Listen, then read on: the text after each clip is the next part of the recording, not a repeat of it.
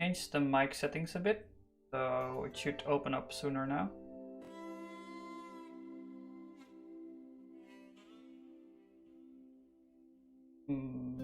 I also added the Minecraft music to the random play stuff. It's pretty good. Like for creative work, the music of Minecraft obviously is fitting, right? Same with Rainbow. EQ2, EA4, like lesser extents are all creative games. Isaac's probably not, but the music is just cool. That's my playlist. Let's make an advertisement. And I'm streaming now.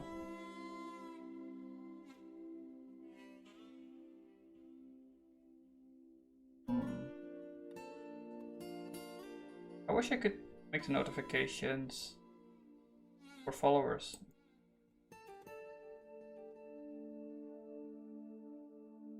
Ask the guy.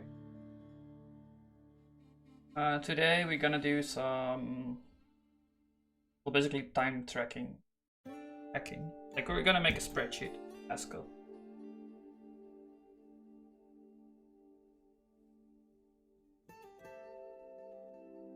But I know setting.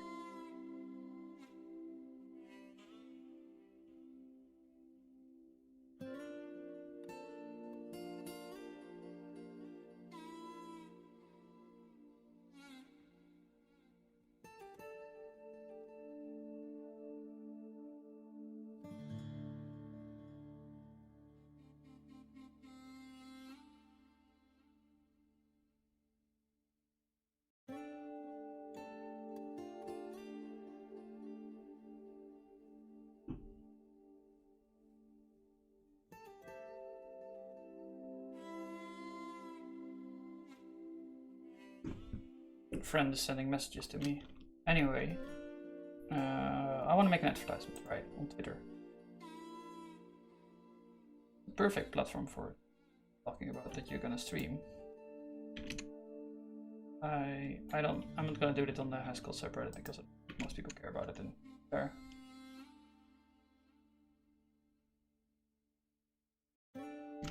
Streaming once more.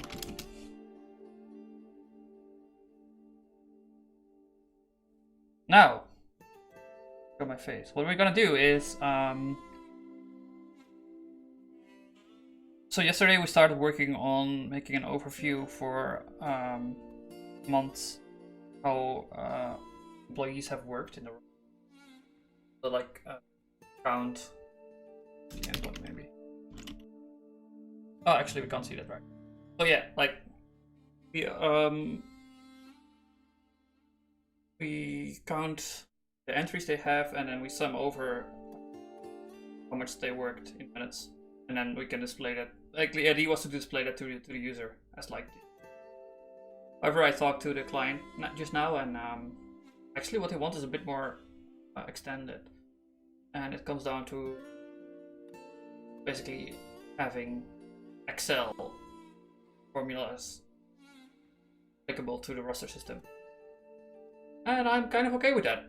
I think I can do that actually. I'm thinking about looking at how DAL works and looking if I can combine DAL with bank building, and then just basically slapping DAL on top of the system, and then give them a couple of examples how it works. Because the reason I want to do it like this is that actually it's really hard for restaurants to make profit unless they, you know, kind of skate around the law with how people are employed, avoiding taxes maybe, but I know nothing about it, of course. But I want to give them the capability to do that. They're clever enough. So yeah, we're gonna make Excel in Haskell in Roster in a web app. Sort of. Yeah, there's like this programming language called DAL, which is a configuration language which will always terminate. And I wanna, like, I've looked at this before, but it's a big, it's big. DAL line. So they talk about like how you can use this for configuration, but isn't like any program just a configuration? Spells.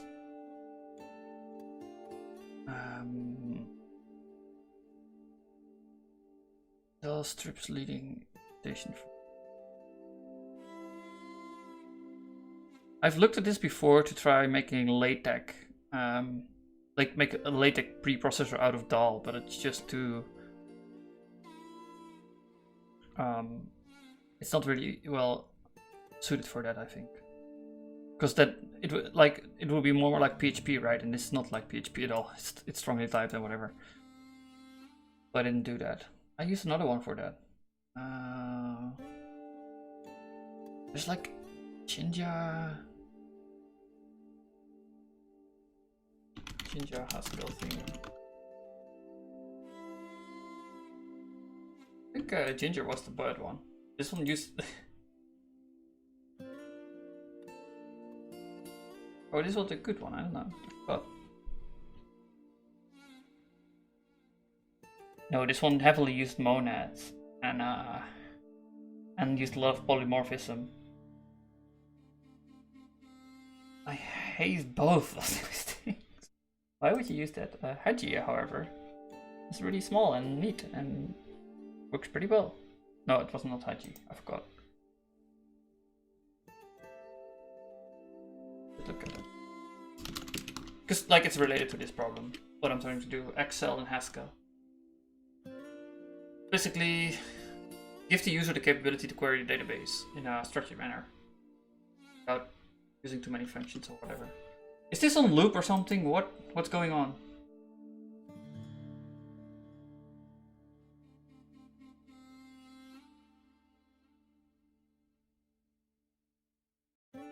This is so much on loop.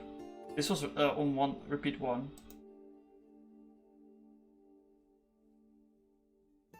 Let's just not repeat everything. I'm fine with the music running out. I have a couple of hours. Do I have like a total time? Oh well. Yeah, so the thing I used before was for a client.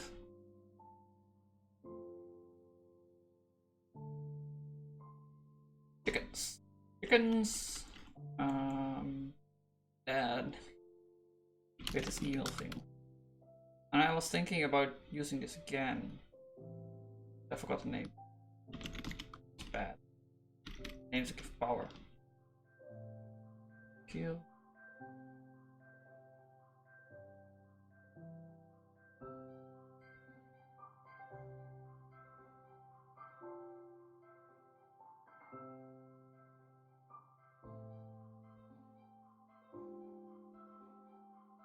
No, not Haki. Ida! That's it! Ida! Right. This one is actually pretty cool. But they made it more. They didn't try to implement entire Jinja. They just like made it better suited for Haskell, and that's fine. But we don't care about templates right now. We actually care about getting values out. So I think DAL is better suited, because templating is about basically creating always text and dealing with text and how to represent stuff. Yet we don't care about this at this point. We care about getting out a proper value, which is formatted well. So what I need to know is, can I use DAL for this? As my like quickly always will finish. Not during complete, which is really important for me. That's real programming language with type checker. So it's like similar maybe to finite state machine. Finite state machine Turing complete.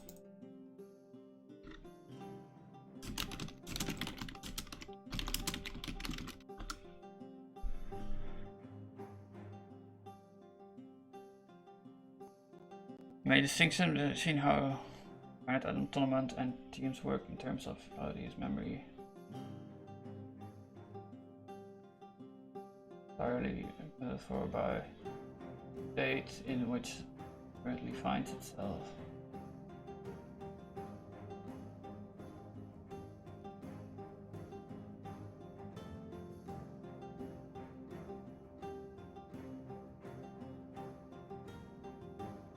Give him a method of TMs that neither changed any tape symbols nor moved the head.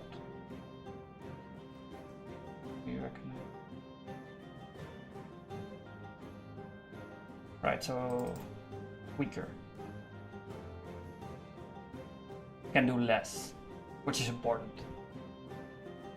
Less is more. But what I want to know is, can I give this thing context?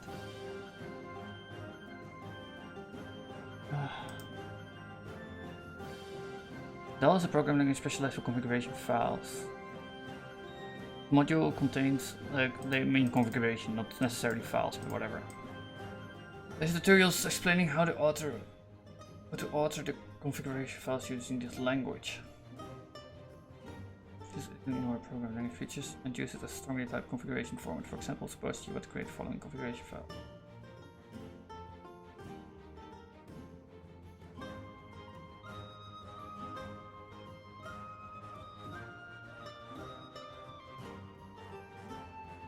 Okay, well, what can I configure functions?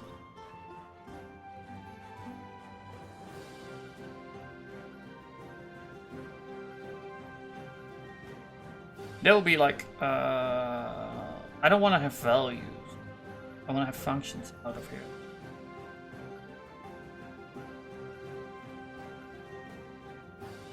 Or maybe I want to give it context so it can compute inside. Either would be fine. If a function comes out of here as the configuration example, yeah. Well, we have this in negative percent, right? Oh, this is the Twitch chat, whatever. Have example, and it would accept maybe like a day. Except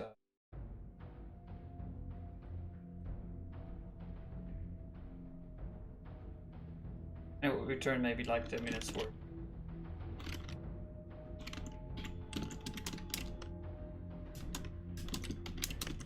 Right, maybe something like this. So it can accumulate the previous one. It will be a fault, like the user would specify the fault.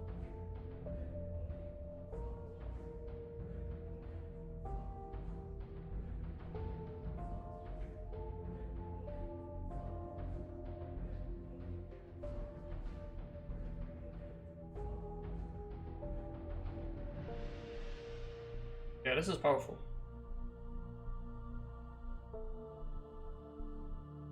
Actually, maybe we wouldn't even want to have to make. We would just want to have text. We just play it. We give it like a couple of examples. And of course, compile.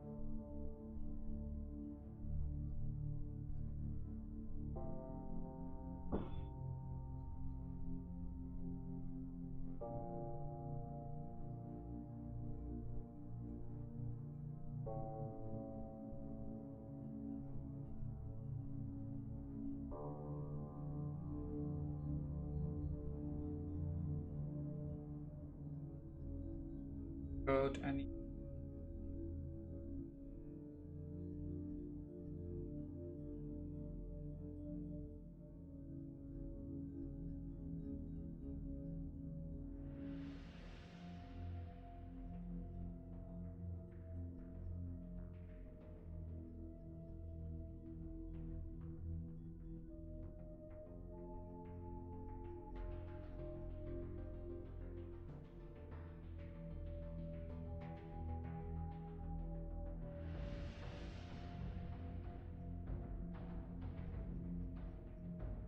Pro.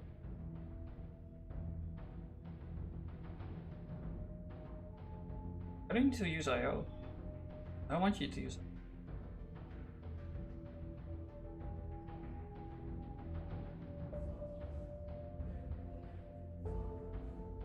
we can do without AO. I'm concerned if it uses AO that it will do some.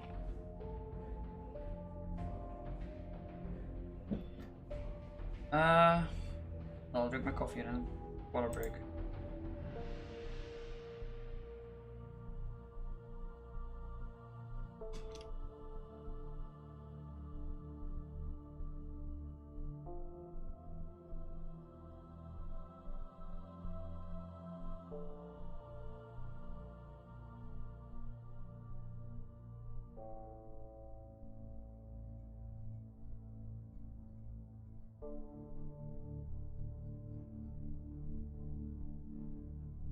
All right, something else I did was I like usually upload these streams to YouTube, but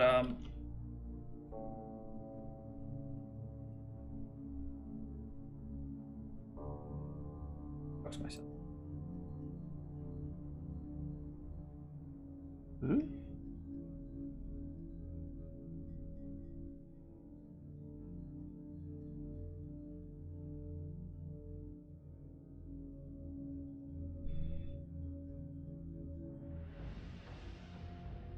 I uploaded them privately.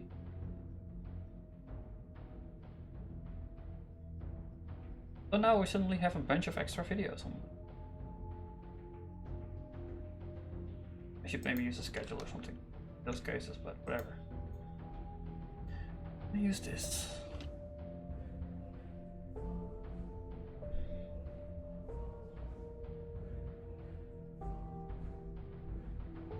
Why does it need IO?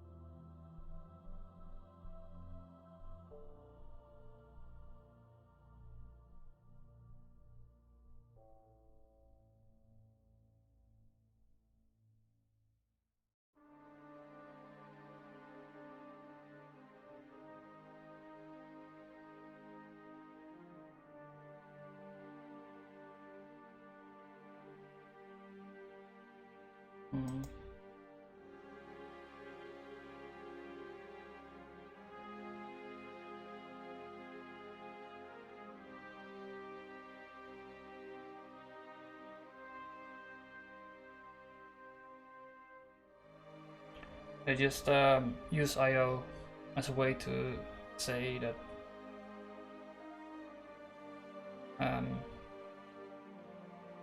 to deal with exceptions.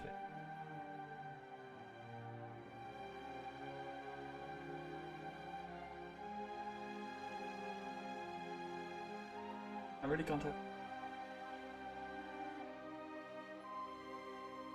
Just fine if you use this to load operation script in a server. Like it would just crash. But if I'm gonna expose the DAL programs to users.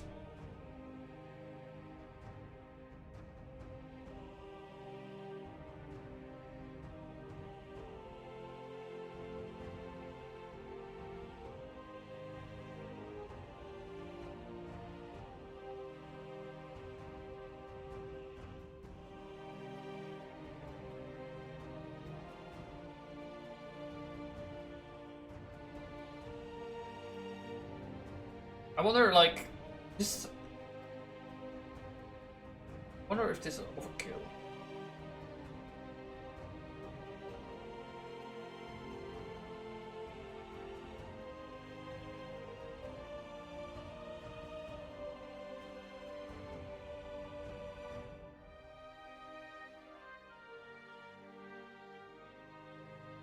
I should rewrite this to not be IO.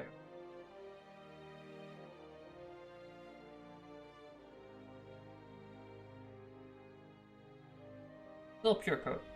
Pure. They for some reason do the let bindings weirdly. Oh, they pull in stuff in. Right. This is pattern wildcard or something. Record world cards.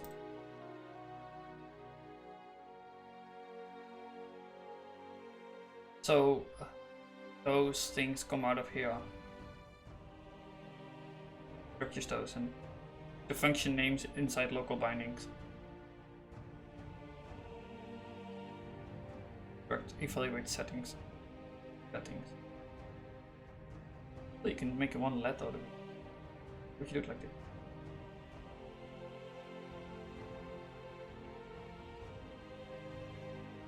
The pure is not pure, but you can deal with it in another way by making it either.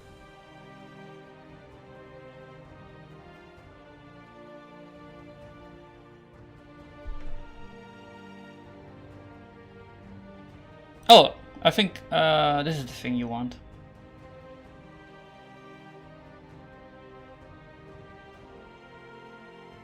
Raw input.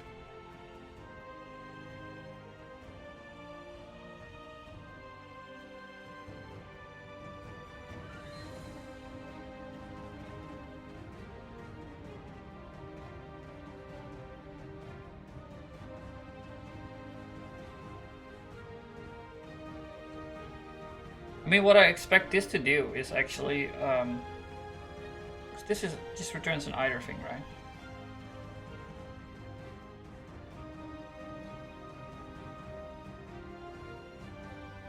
And either parse error. Press from text. Or parse error already expressed.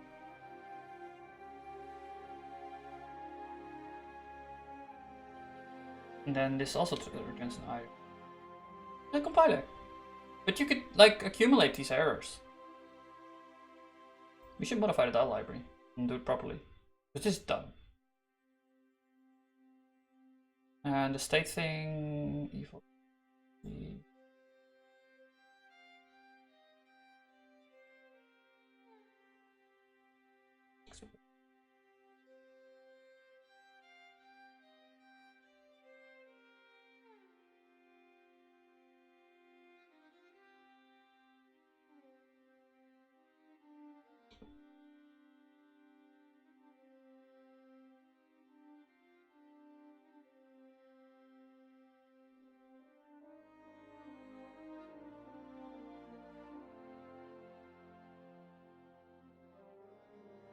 So can I do the thing where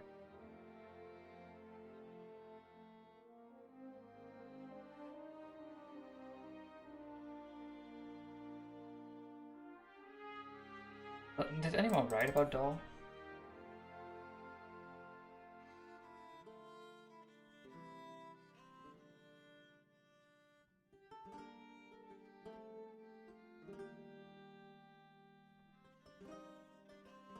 Years old. Alright, that seems very mature. And I'm like serious. 2 years, that's amazing.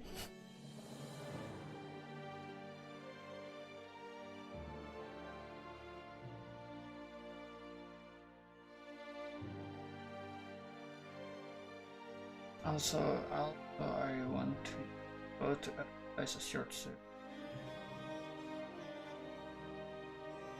Binding. Close your bindings as each in that it can get enough.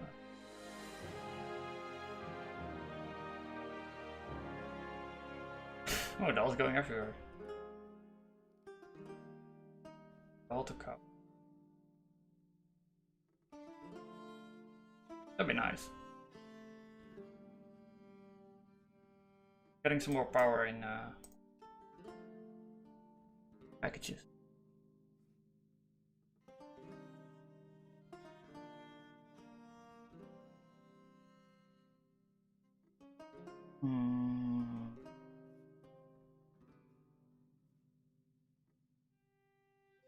So how would I see this work then?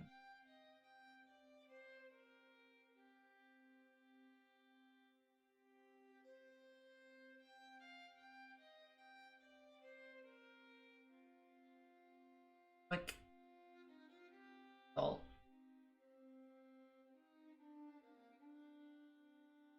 Just over like a list of roster and No, you just get a list of roster entries. And user needs to specify how long the day range is. Now it comes text. Text. Type maybe.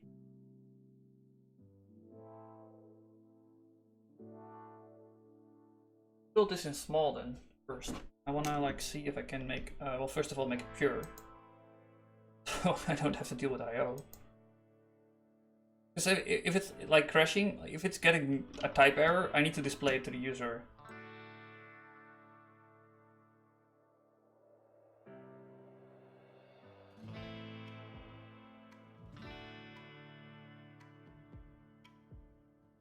Status.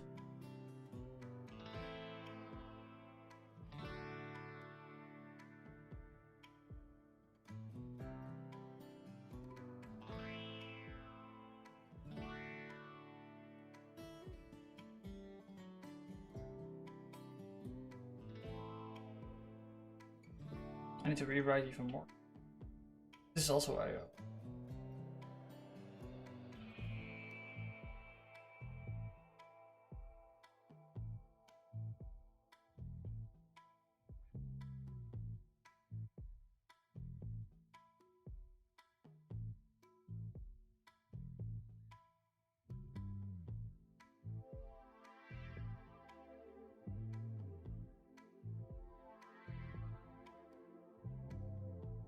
Load with imports. Oh.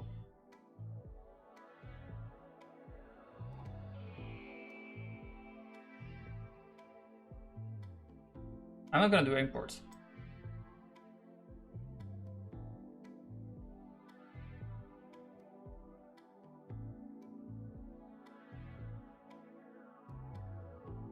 It changes type or something.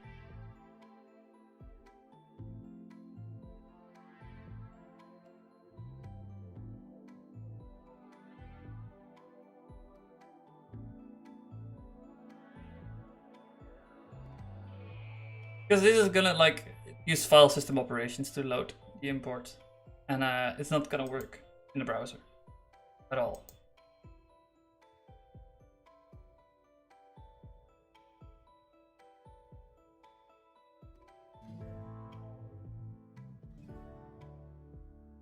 We'll try without import. Type check.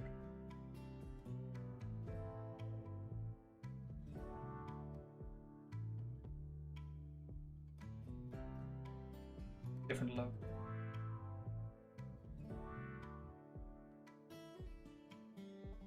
Load pure. Generalized version of load.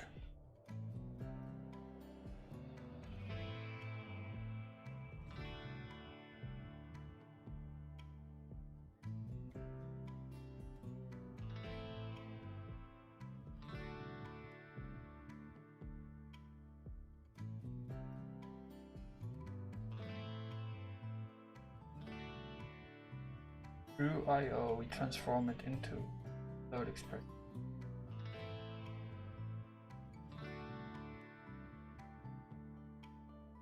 What is this?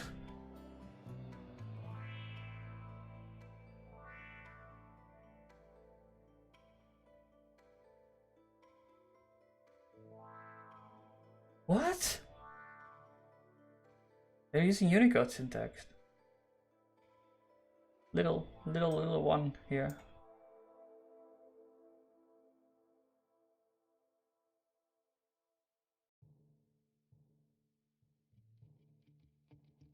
I think I can get rid of I/O though. If we give this load with function and another function that returns the monad from which it can load.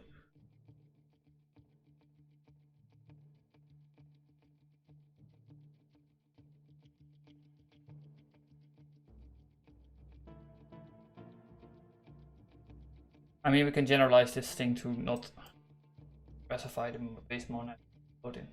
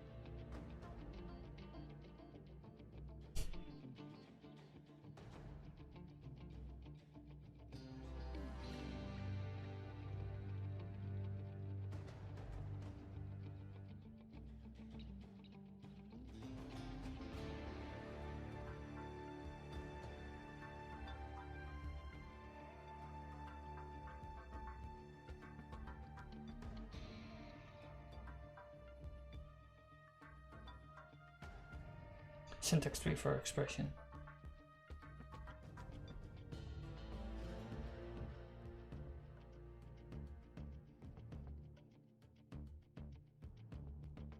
I believe it's like a pipeline. The moment we're from source, we need to go to port.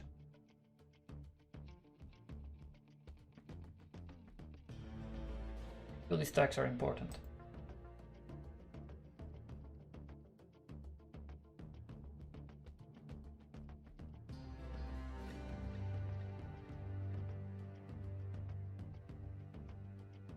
I mean, I can't really catch exceptions.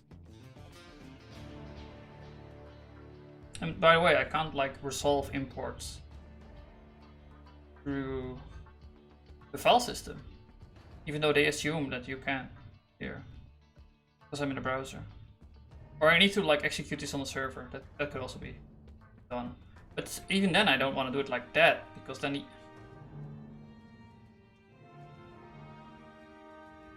I mean, like then the imports will be user scripts. It will like, be defined by myself.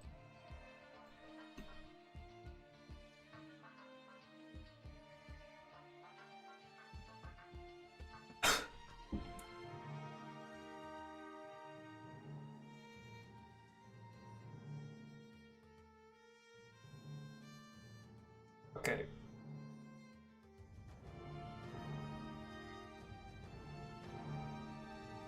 We'll need this power though. It would be good to have kind of flexibility.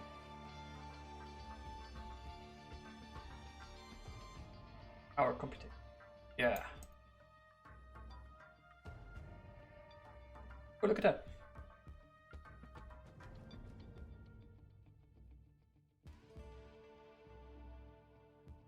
Let's try loading without using I/O. I mean, I can upstream that as a contribution anyway.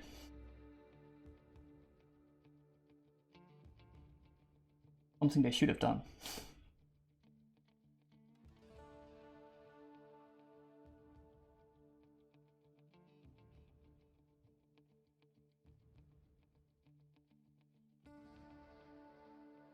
Input pure.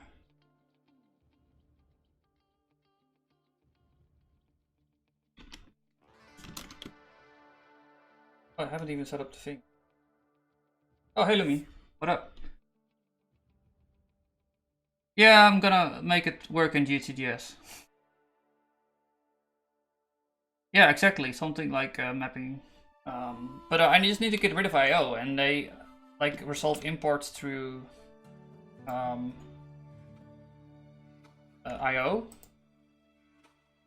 I was looking at it now.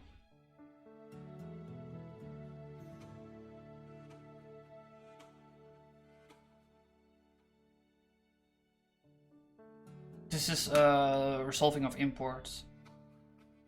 Chain imports, probably the function that does that.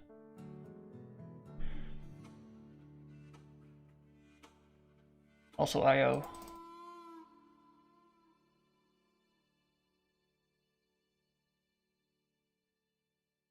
Child.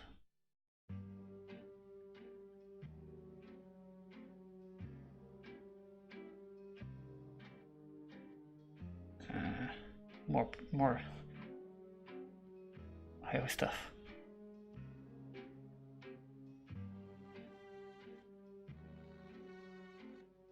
The state is not the problem, I/O is.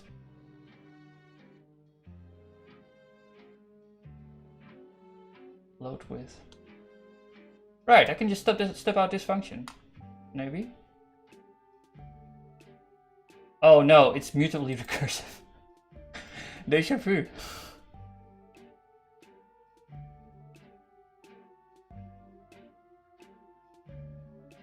Where's the loading happening then?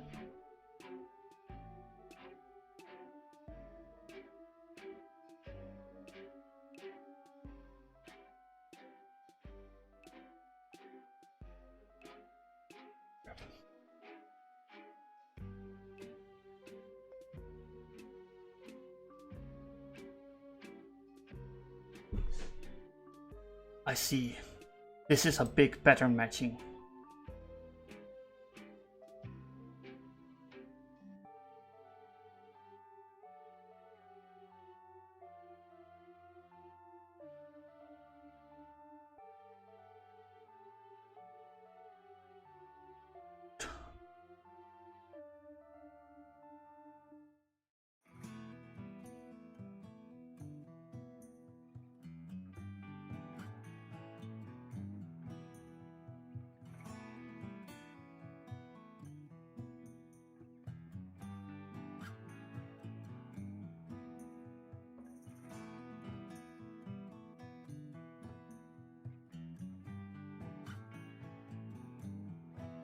Where's the loading happening? Like, load import.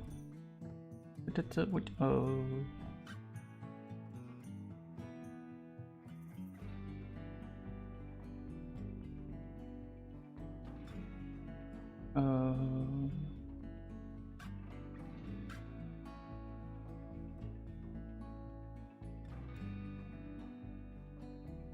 Fetch fresh.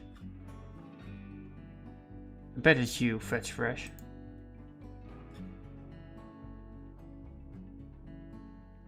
Look at that. This is a file. Lift.io.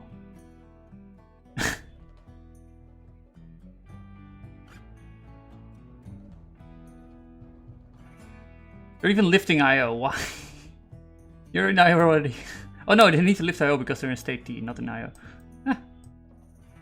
But what we're gonna do is like we make MTL style classes for these functions. Local to path, does file exist, and read file. We say like class.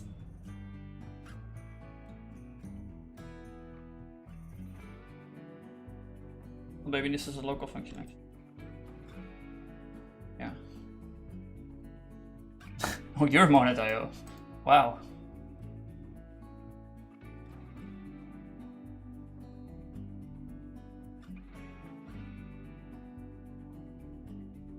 But we can make a class for this.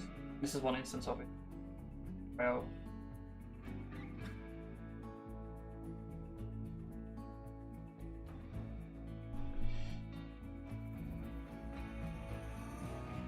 Looks like a lot like the next expression. Is probably a huge JS binary once it's compiled though. I don't think so.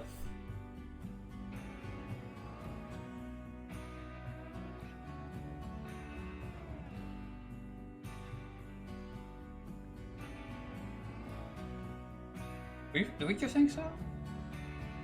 We'll see. You can put it on the server anyway, if necessary, but I still have that import problem then, because I would want the user to be able to import things. Their own code, I mean. I mean, I'm assuming the import stuff is about files or hosted on network endpoints.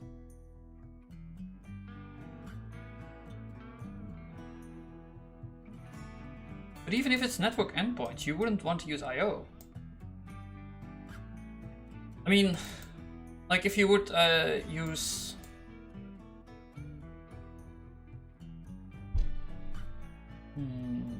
Well, maybe I should run it on a server then.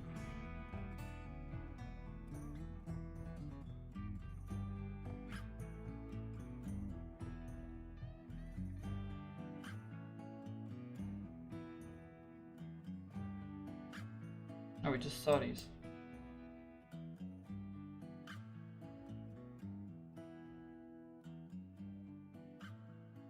You're not pure.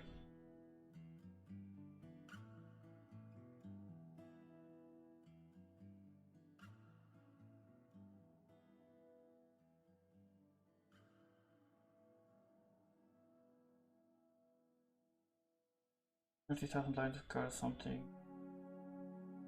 And there's the standard line. Oh my god.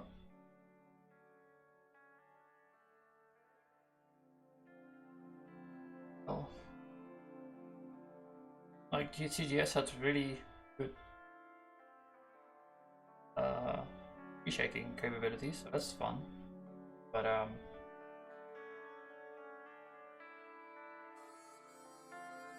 I have proper caching now, so that's also good.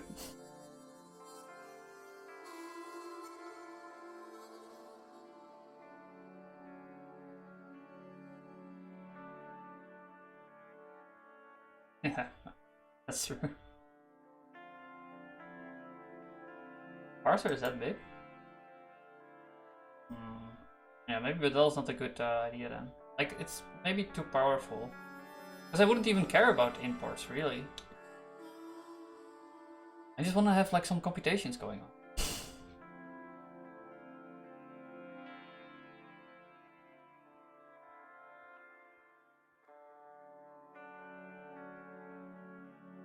Do you have any more? I like this part though. Guaranteed to terminate.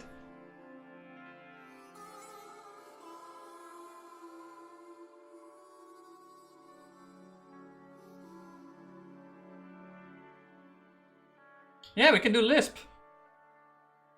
Actually, that's a pretty good idea.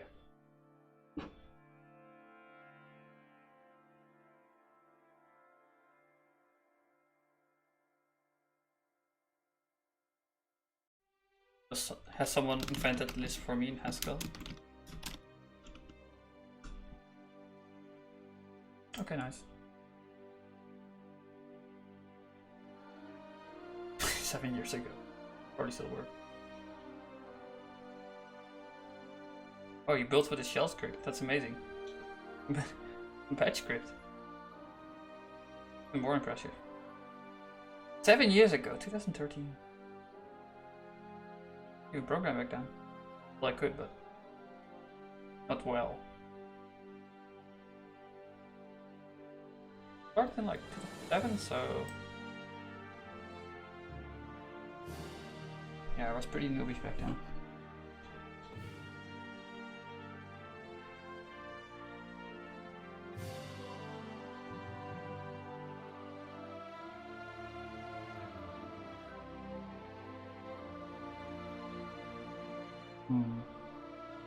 We do parser combinators? No.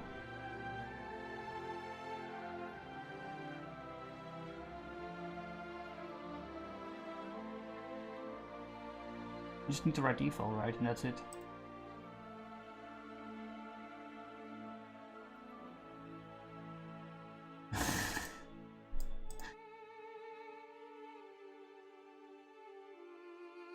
Ivan Ivalov. Nice man. This is, you know, you're dealing with a real project.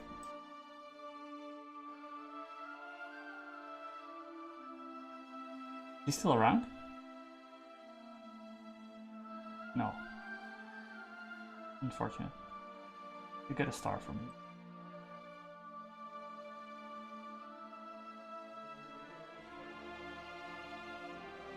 Yeah, this sounds like a good idea.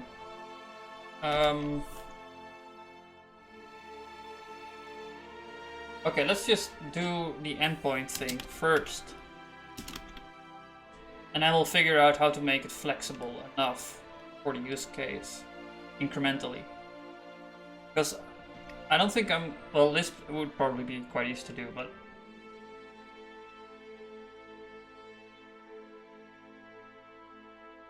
what I need to be able to do is like give it context. Well, basically, I need the Lisp to define a. It will get some predefined arguments every iteration, and it needs to do a fold basically. So yeah, something like this, right? So we get in current day, minutes worked, and out I want to have a text. No. I want to get a minutes worked out. And I want to have another function that needs to be defined, which is minutes worked text. And here they can do like, okay, you have 600 minutes worked in total, and then you earn like maybe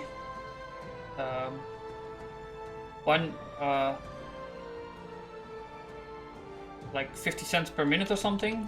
So you do times 50, and then you format it.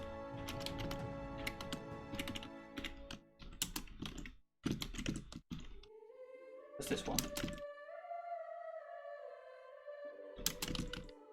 this is just accumulation.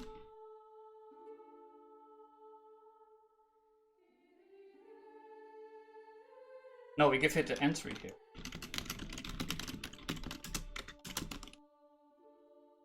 Yeah, that makes more sense. Roster entry, previous minutes worked.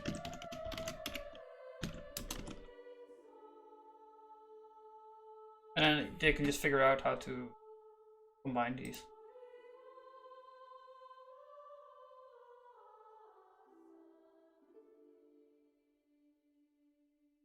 And the roster entry contains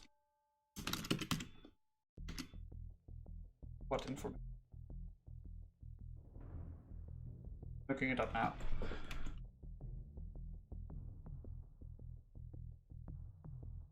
Yeah, so the entry type, which is worked or free request. And maybe we should filter that even. Start time. So actually, they may be able to do night shifts, like calculate more for night shifts or something, you know. Username, so can do preferential treatment on certain users. Fine too. The reason, like they maybe if it's emergency or something, whatever. If they have worked at all, they can filter it out with like lenses and whatever. And the end time.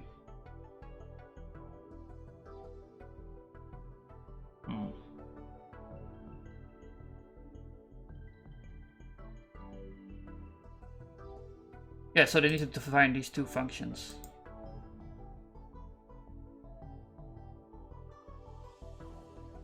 And then they also need to define the range, which they want to apply these functions.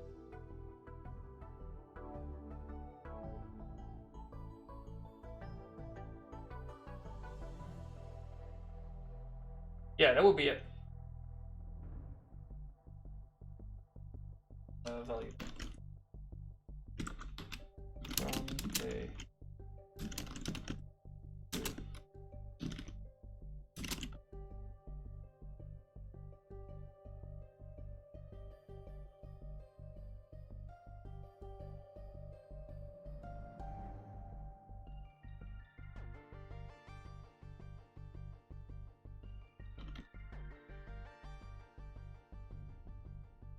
I'm not sure, maybe I'm gonna do this through UI.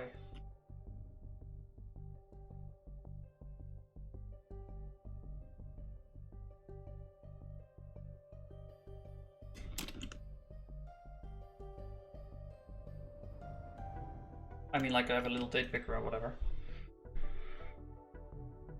Maybe just do a length, number of days.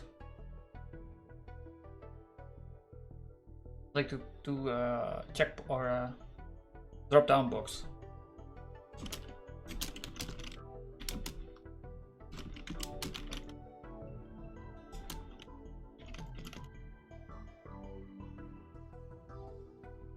can have your little custom formula.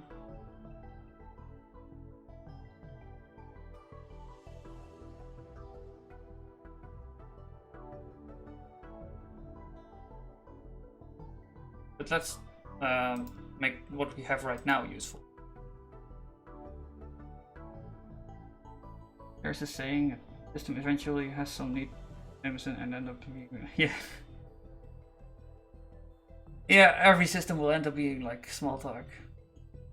Erlang maybe too. Because that like you can also dynamically update Erlang, right?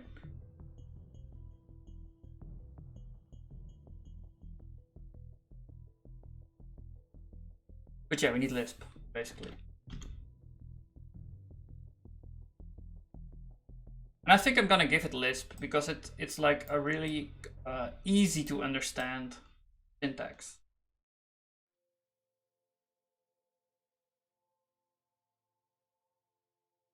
But what I'm concerned about is like giving it the values.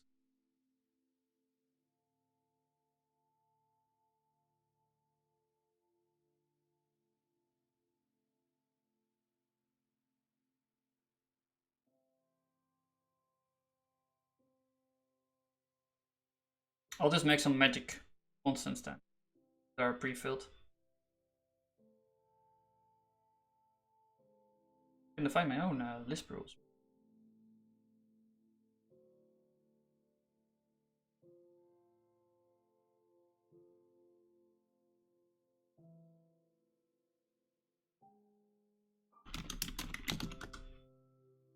The problem with Lisp is that like they may be able to make it not terminate. I'll just put a timer on it. Ah, that's fine. Just like after 10 seconds, get it. Especially if you're gonna do the computation client side, it'll be fine. With that in mind, I should just return a list of roster entries.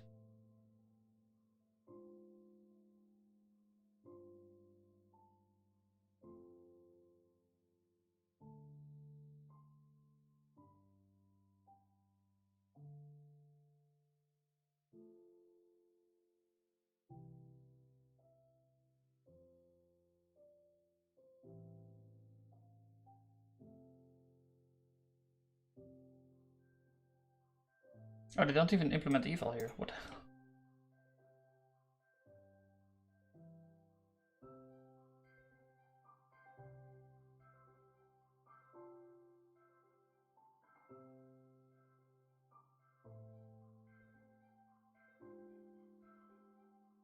Oh, I know. I can use auto parser.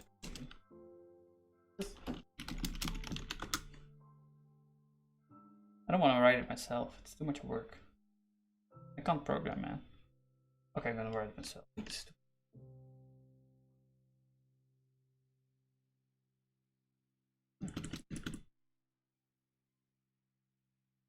change the endpoint then.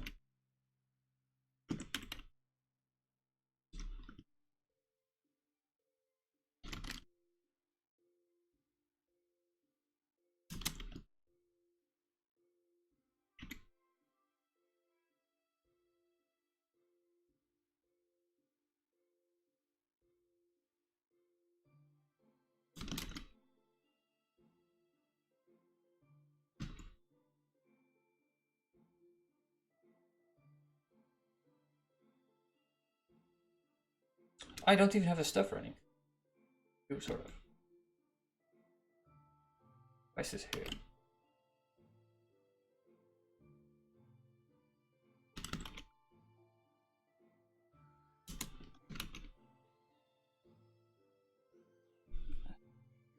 Name for pretty much every configurable system out there. Just that the versions that get invented are strictly speaking worse than if you built the whole system on top of Lisp Smalltalk.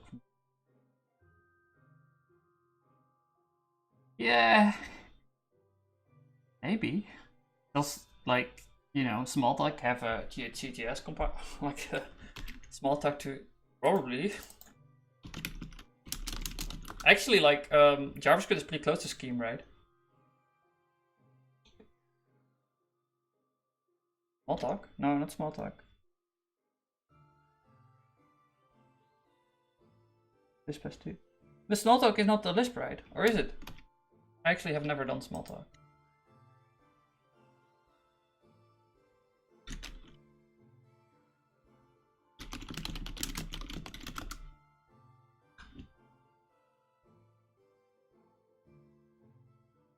I thought it was like the first object-oriented thing ever.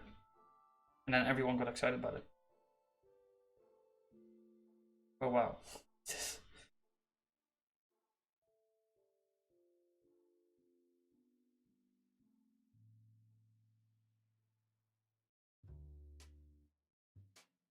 Who's familiar? Oh, this is like the lambdas from X, Y.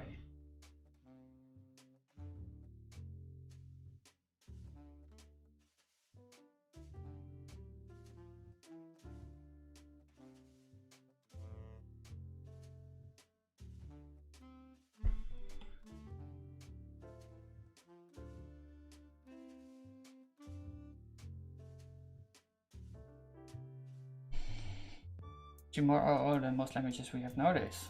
But then again, object-oriented programming system. For example, Common Lisp is also way more powerful than like nowadays. Yeah.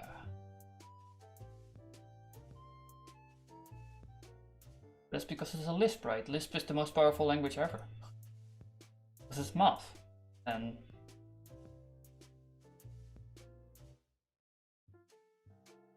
yeah, Smalltalk is.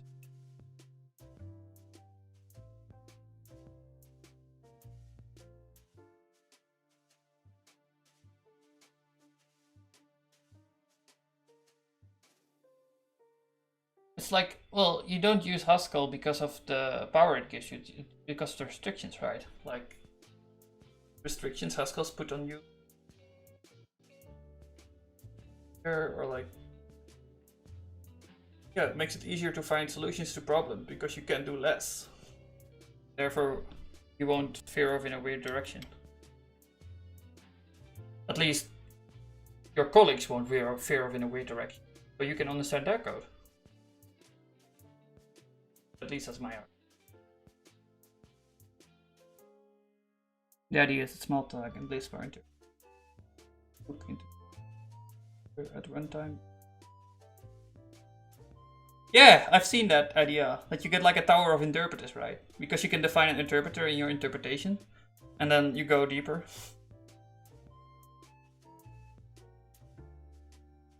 I've seen the talk about some guy gave it. Actually, Skybro talked about that.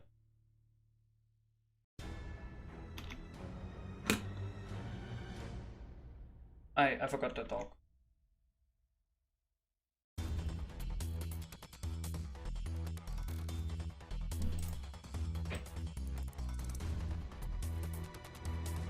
As we have more than one programming language nowadays, they have different advantages. Things like a website. Like Haskell, it's not flexible and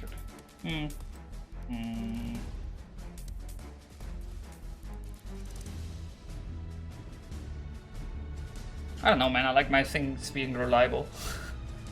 But I think actually the reason we have so many programming languages is because people just can't agree on anything. Especially programmers, right? We're all stubborn. That's how you become a programmer. By being so stubborn that the computer will listen to you.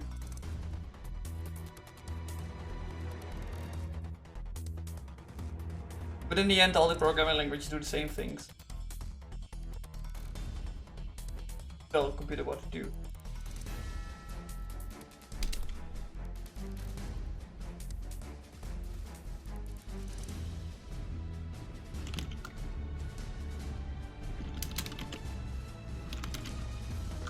I don't know, like last time I did JavaScript, it was you get your code out very quickly and then you keep on finding bugs after bugs after bugs.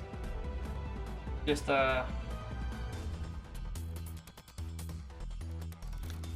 surprising. Not in a good way.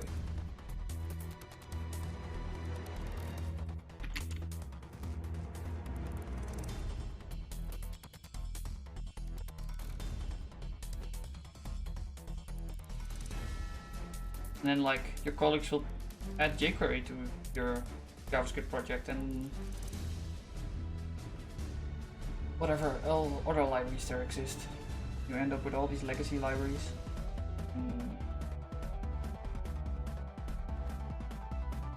No easy way of getting rid of them.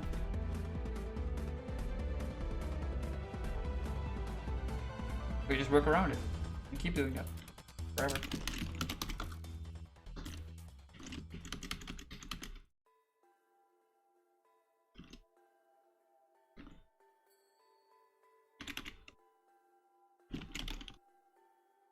And write relatively stable systems with JavaScript. Testing. Yeah. Right, testing.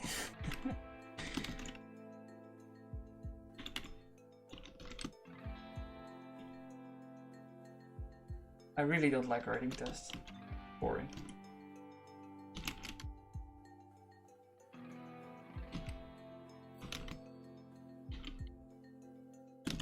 I'm interested in learning quick check for that reason.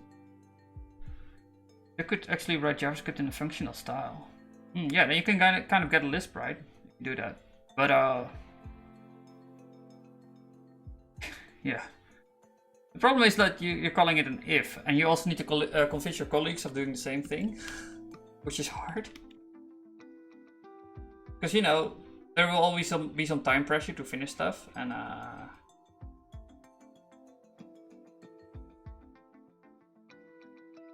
if I mentioned it, I use closure script, grab Lisp. Yeah.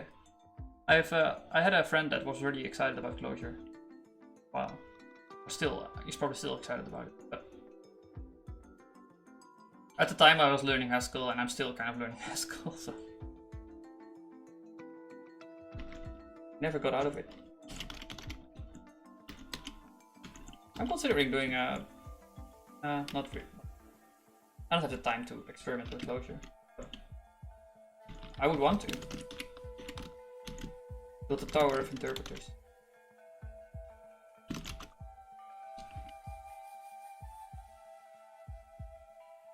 Yeah.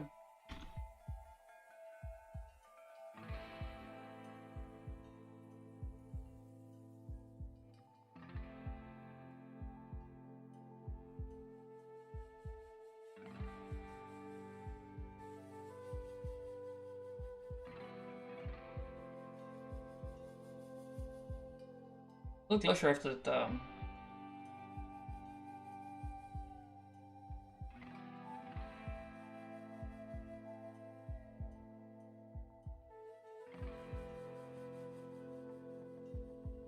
I remember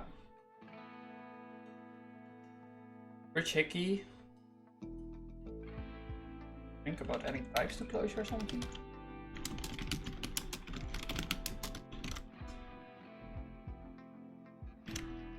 Did I misremember that?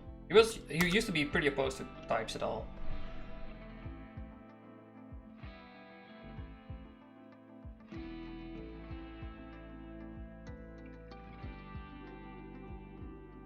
He's still against it then.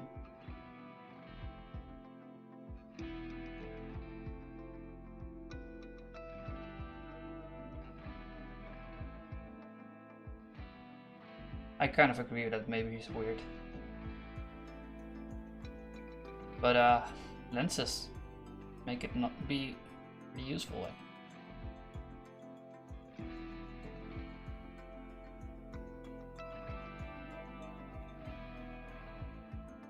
Clojure has a type of word type, some forms of refinement type. Oh really?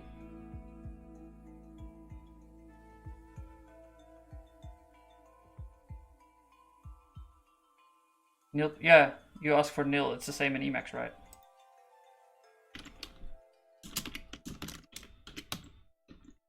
The Lisp people always say that Emacs.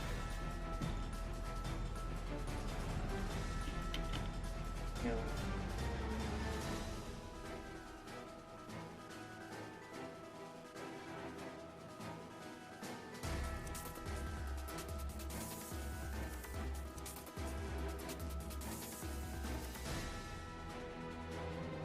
Optional typing. You can write your code without typing first. Yeah, it's the same mechanism as maybe Groovy does that too, in which you can just like write code and not care about types, and then if you want, you can like type some functions. That's actually a pretty nice way of doing it. But in case of Groovy, I ended up adding types everywhere because it would be faster. I'm not sure about Lisp or Clojure. Gotta have those cycles, man.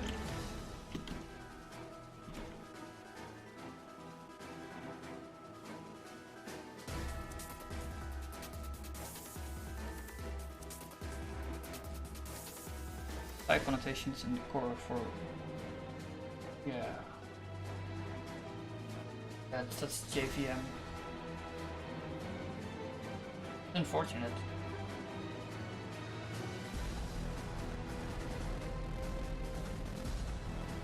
Well, like I was using Groovy to write games, so that's also maybe a bit weird. you wouldn't be concerned about performance that much for websites. Well, you would, but not in that level. You would be more concerned about you call it, like layout thrashing and stuff like that. That's a bigger concern than. Basically, you can annotate variables with primitive double or yeah, but if you go to that point,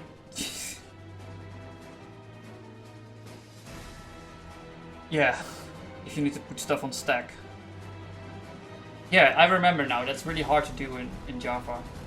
Keep your stuff on stack because it would like auto box stuff automatically anyway, and then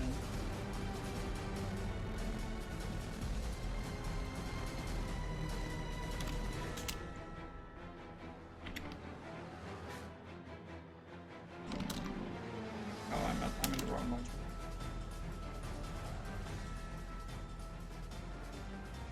Let's handle off heap for enclosure action performance. That's the thing I don't like about Haskell. It's not as fast as it could be. It has a runtime. It just bothers me like in a kind of weird way, though I shouldn't care about it. You can do fast stuff in Haskell. You can do fast stuff in any language, but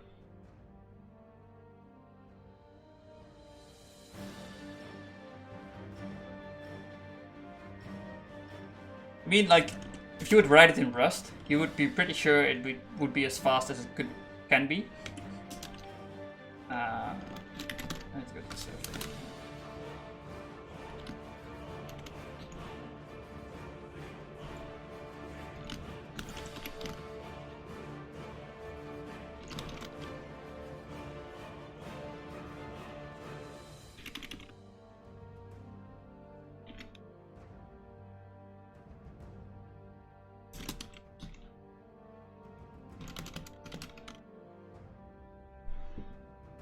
Look at how libraries work. They do low level stuff and there's barely any overhead. Barely, man, that's the key word. You do all that in your application code when you absolutely need to optimize. But I don't need to optimize. That's why I'm using Haskell and not Rust.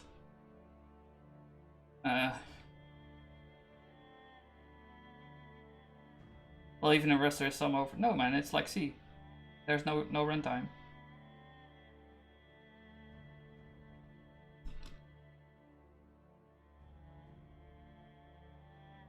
They write kernels and stuff in Rust.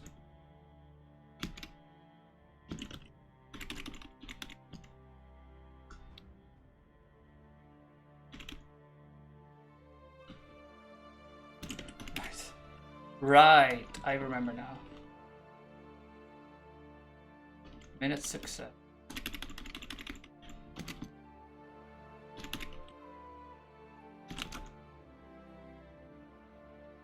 I mean, libraries, etc., even in C-Rust, a little bit of overhead for overriding in a sense. Well, yeah, that's a stack, right? Like, dealing with stacks, that's you don't need a stack to program. That's ridiculous. You can just do everything directly into memory.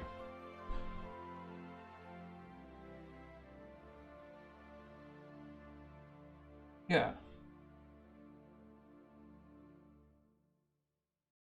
Right, stack and heap are just inventions to make our lives a bit easier.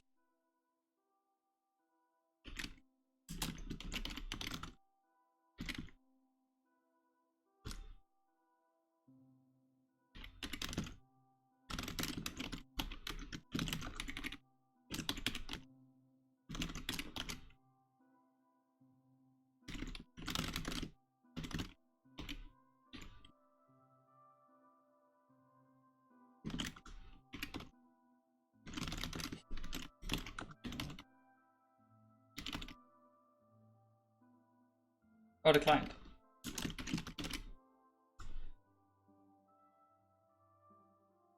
You can write a small optimized program in Haskell that match Rust performance.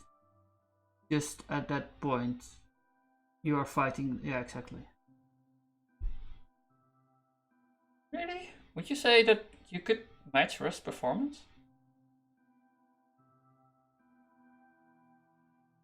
I mean, like, yeah, once you enter the runtime, I would say so.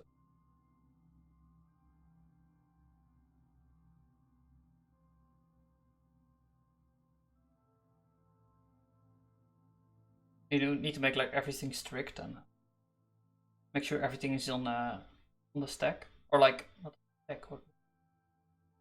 There's no stack in Haskell. What am I talking about? I don't know what I'm saying. I wouldn't know how to do it.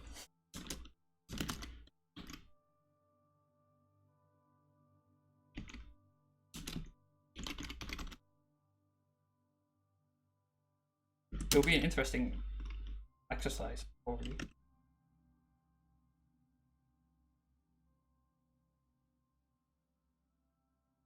I mean, like, putting, like, you need to load,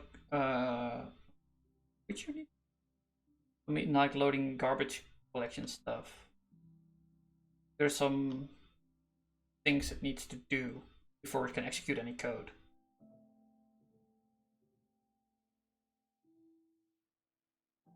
Like, setting up traps for, I'm not sure if you call it traps, but you would have this little block of code which opens up the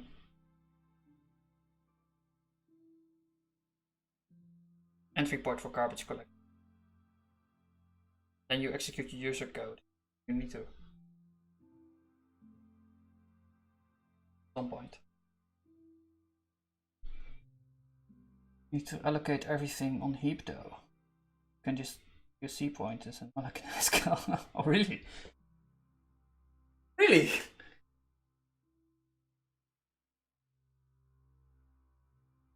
What am I doing? But it might be like better to do. Oh, so it's just an API for C.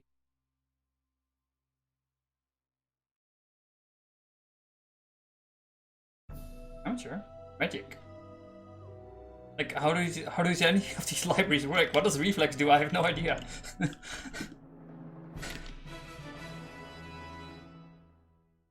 Isn't that the point of abstraction, that I don't need to know about these?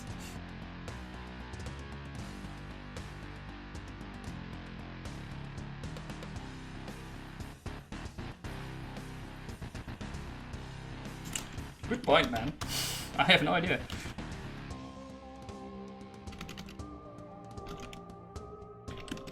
Minutes result. It's no longer minutes result. It should rename this thing.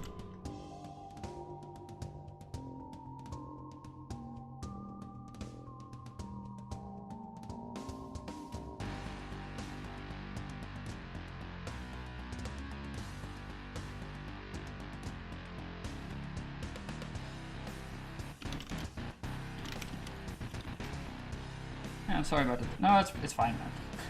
I'm saying that Haskell allows you to go deep enough. You need more control. But that's not. Really? There's restrictions on the JV. No, I remember this. I remember this, man. You just need to believe. Exit code.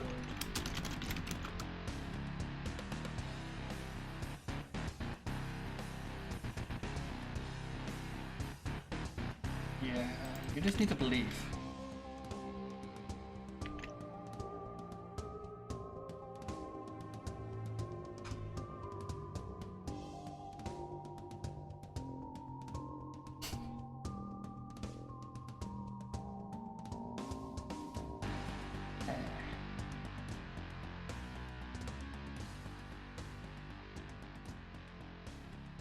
Every class starts with a cafe, babe.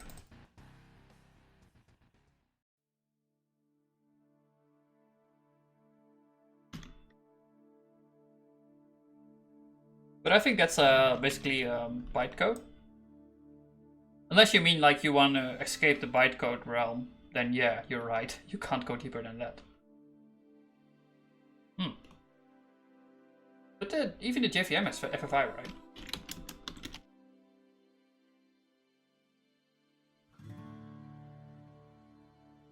Yeah, you have.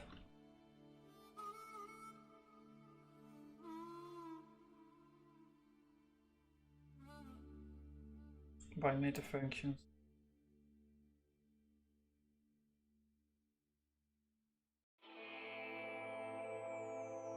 To added level feature of application. Does this exist or is this a lie?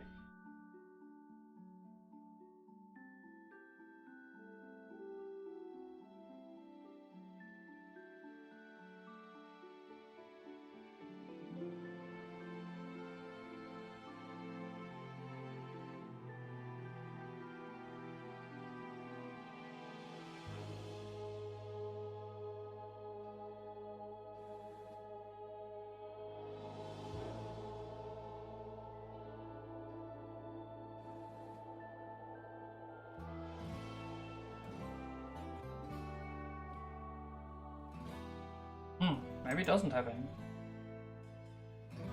JVM SGNI, but that's a huge overall. So you can't use it like. I used FFI to summarize different approaches. GNI engine.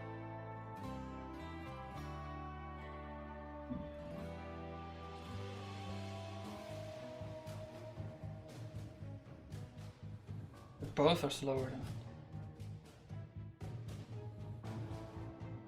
I didn't know that like JVM was so restrictive. But that's maybe because they wanted to keep the code portable or something, you know? Or idea. Write once, run everywhere.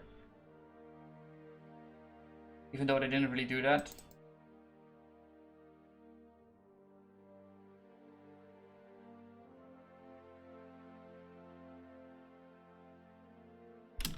I mean, they basically reinvented C and put a bunch of branding behind it.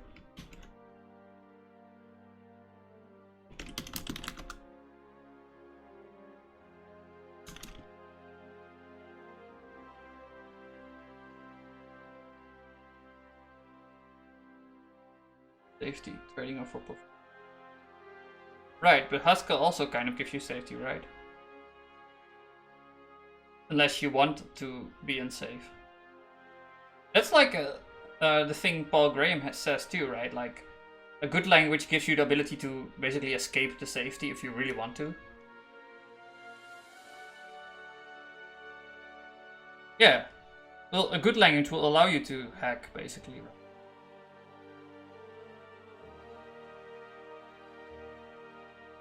Let's go, processor. But you're in a module.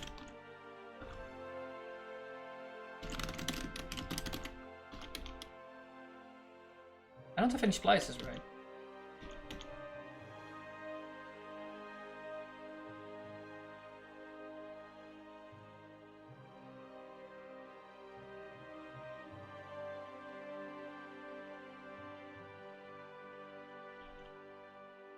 I don't have any template Haskell anymore. Oh, yeah, I do. I have to make prisms, right? Because I didn't know how to do it with them.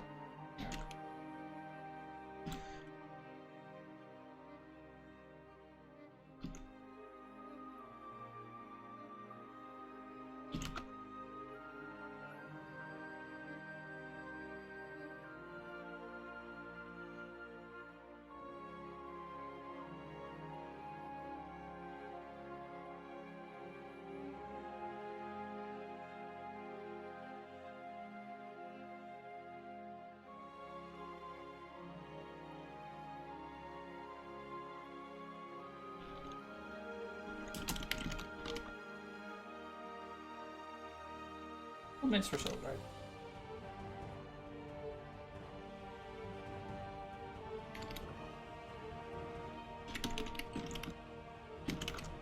Okay, let's use this then. Maybe we should also make prisms for this. Okay, export it. Should rename it to.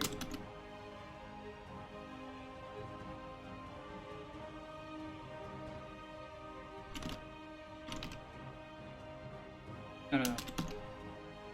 I can just replace them here.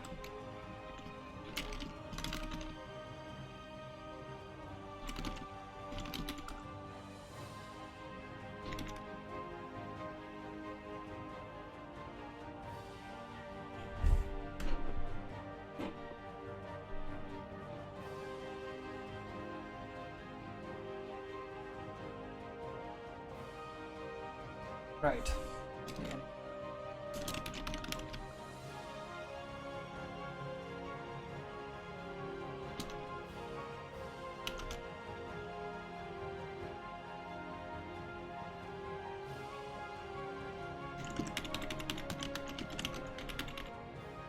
I'm even refreshing this.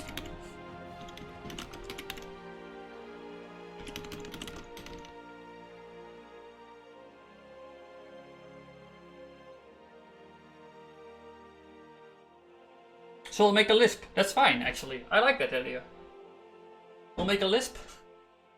And we'll expose it to the world.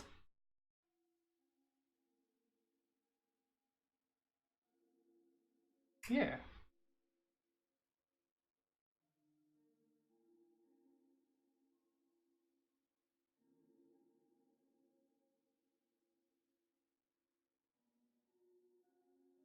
How would you make?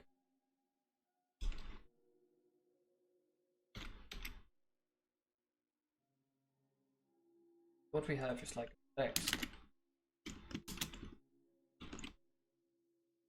Make like textbooks.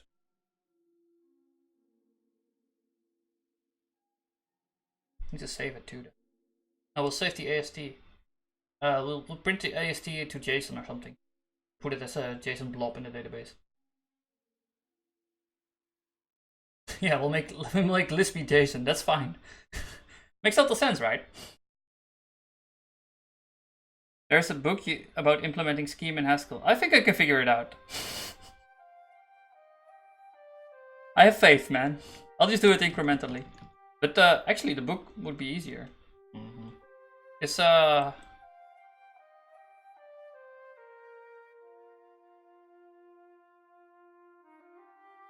mean, the thing we need to do is we need to be able to detect parentheses. We need to be able to detect this one, the function, and we need to be able to detect the argument. That's about it. Well, hierarchy of argument is also a problem.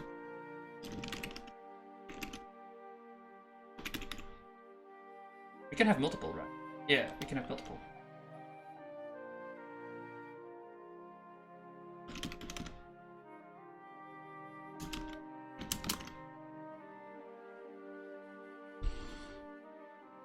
Oh, there's a thing. EDN. Extensible data notation. We can dump this as a superset of each is used by closures to represent programs.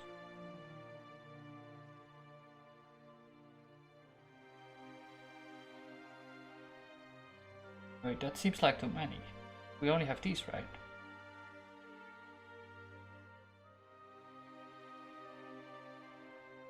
Lisp is only one.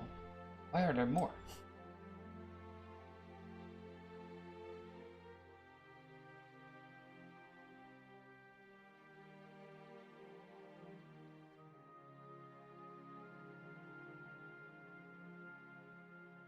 Actually, I think I'm gonna use fixed instead.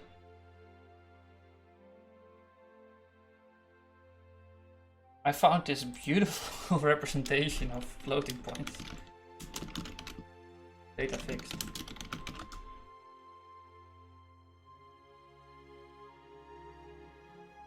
This is how you make decimal places with integers.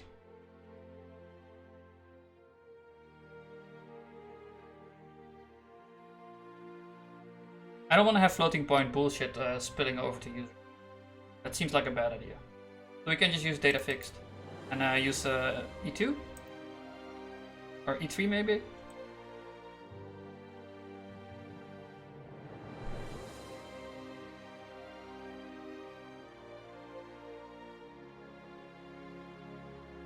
closure minus the evaluation part. Oh, really? Oh, then I don't even need to do the parsing.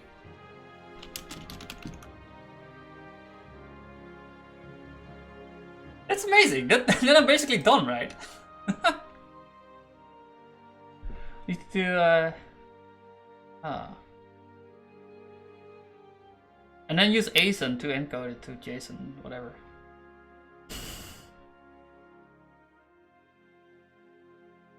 So you parse it into an AST. Fact value.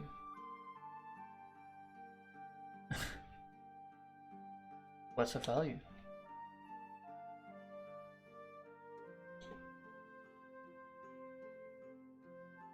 Look at that, that's beautiful.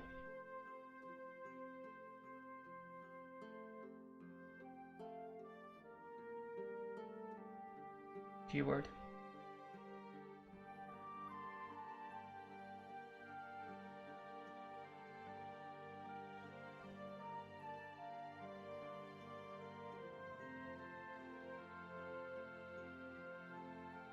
Is this generic? It's not generic. Oh, we could derive the instance for generic.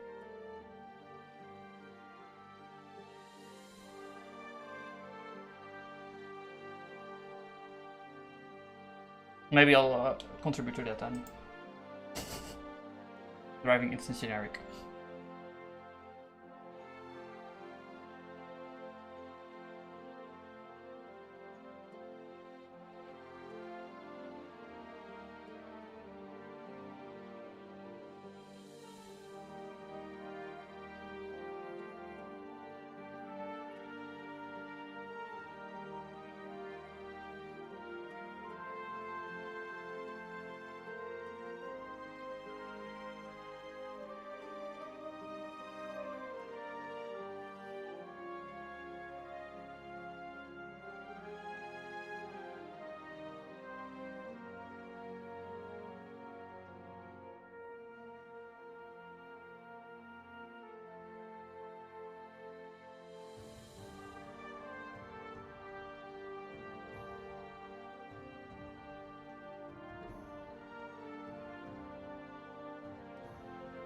Ah, you're getting a star from me, man. I really like this idea. Star. I can't give you a star, I'm sorry. But I want to. Still being actively developed, that's nice. 3 years old, that's also good. Really old.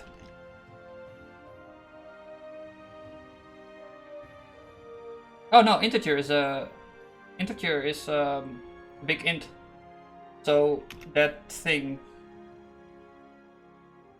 the data fix thing is basically a way of hacking integer into big decimal.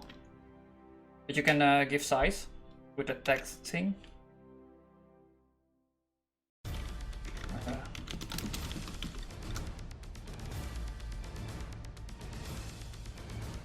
Yeah, I was looking at this yesterday because I used it in the time library and I was confused about what this was. And after a lot of staring I realized it was just using integers to make big decimals, yeah. And then you just use these tags. These have no inhabitants.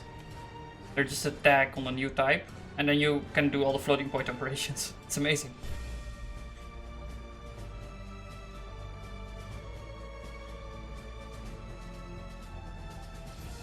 Yeah, fixed position. But that's what you want, right? Or no? I mean, you want to give it a limit, maybe?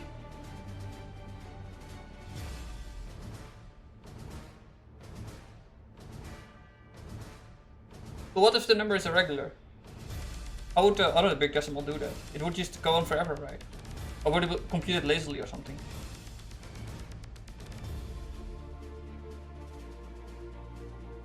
Yeah, if you can do it lazily, then you can also make a regular representation. But not in this case, it will just truncate.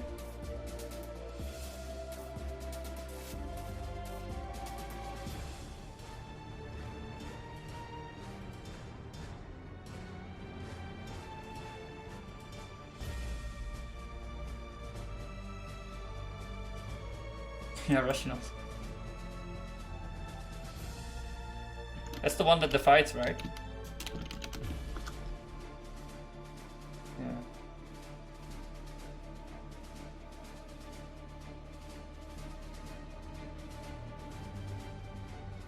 Terminator. Some integral. This is 1 divided by 5, or?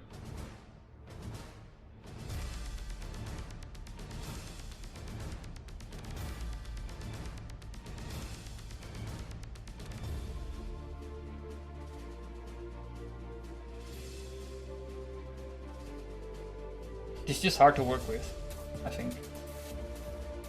It's hard to wrap my mind around these. Even though this is the perfect representation of everything.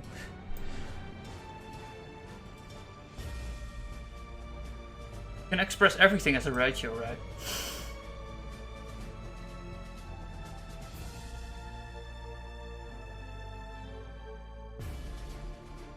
Big int plus a number that tells you how many points. Like float, which would... Yeah, float sucks because you get the on the small part you get irregularities. You can't jump the right amount. And you get like these weird numbers like 1.2 is then 1.200000001 or something. Weird.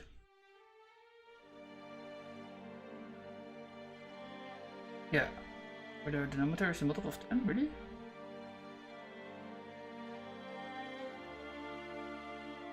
Yeah, ratio. In ratio you can represent everything, I believe. Because you can do 1 divided by 3 to get like the perfect 1 divided by 3. Rather than 0.33.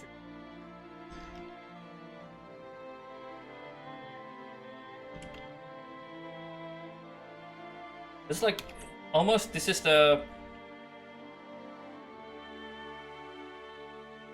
unfinished computation, but it's better because of that.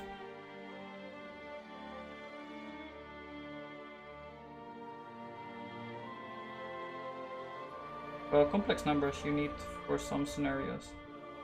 Like maybe in electro. I remember they're using that a lot in electronic. You can combine. Not my field, man.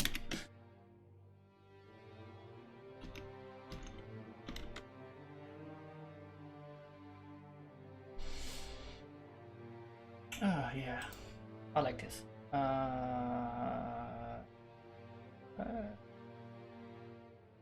So how would I... Like, let's read the spec then for a bit. What... Extensible data notation.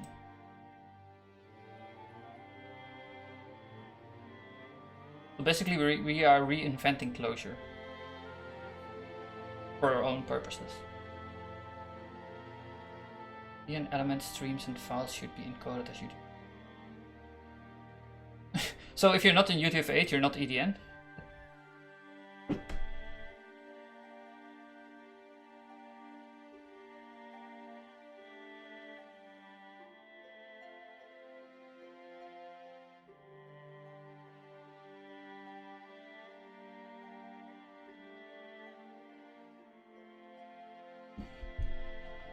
I'm just thinking, like, this is a weird thing to say in a spec, maybe. Because this is completely machine related. Yet they put it in there. Maybe it's important, because this is also between machines, this language.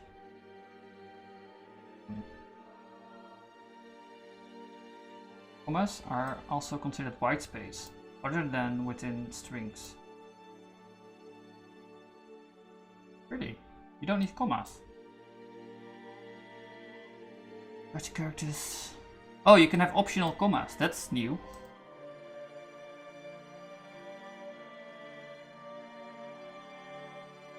Otherwise, significant is not other way.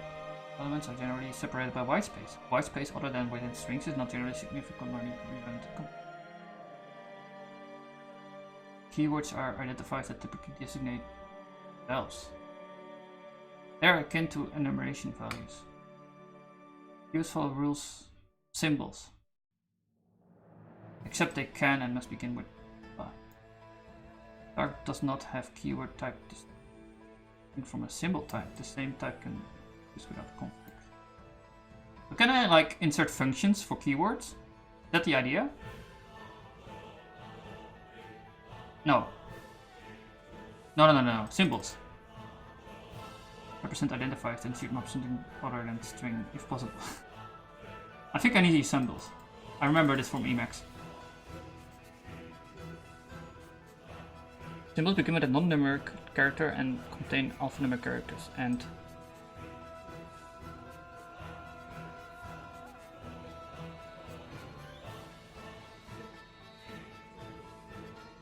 non-numeric, so you can also start with a star or something, plus, whatever.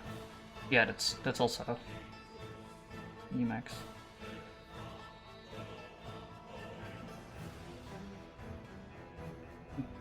Should characters and other symbols can be used to separate prefix of a namespace. So this is probably where I make my functions then.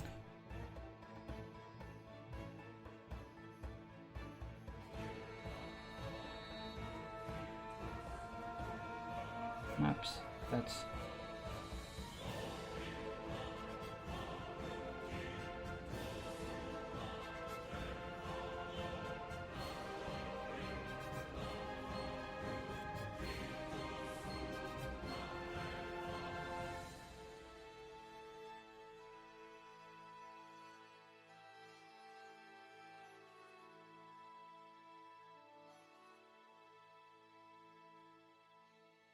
yeah, so I'll implement these, and then I'll implement, let's say that they need to implement specific names in the text.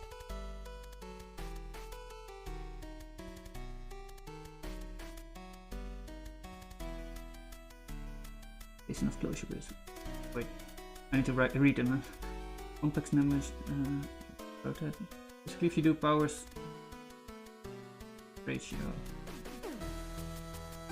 Oh, really? Oh, that's a good point. The JSON of closure, basically. Yeah, in closure you can... optional.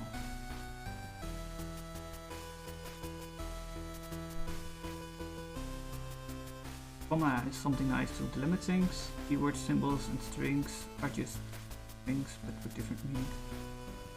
Kind. Symbols is function.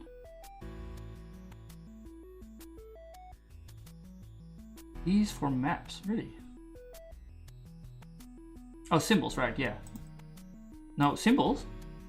I would say keyword. Designate themselves to enumeration values. So you would use a keyword for maps, right? Because this should map to something else. We don't know what. Symbols. Yeah, okay. Yeah. Yeah, we're on one line then. So my idea is then to basically make a parse this. Everything else. And we'll make one designated symbol. For the roster entry, we'll make one designated symbol for the minutes worked. And the user will define this function then as output, minutes worked. And in another script they will also define this. This will be a symbol, and the result will be text. Otherwise we'll give an error or something.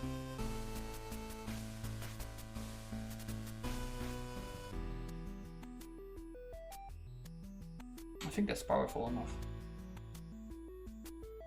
And then we'll just make this library be able to be encoded as JSON. Because then we can just use the Postgres thing.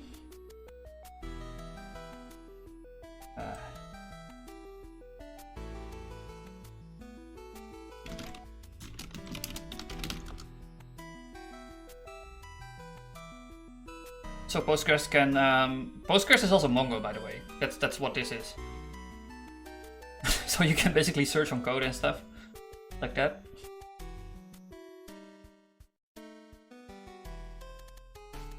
But we'll be able to encode and decode this EDN stuff to JSON to probably through the magic of generic, which I didn't implement for some reason, but it should be trivial to add.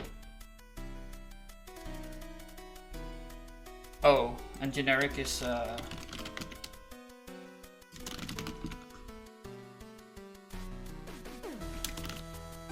this is code generation on any data type.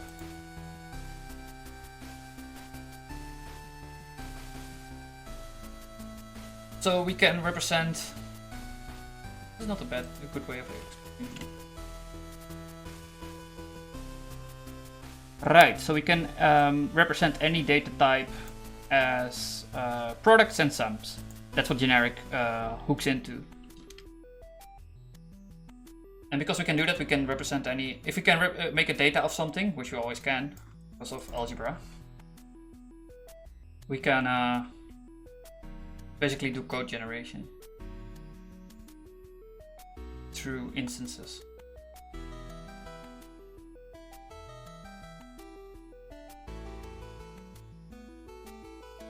Example, plus is a symbol. Yeah, so I need to implement plus, right? Free to do it however you like.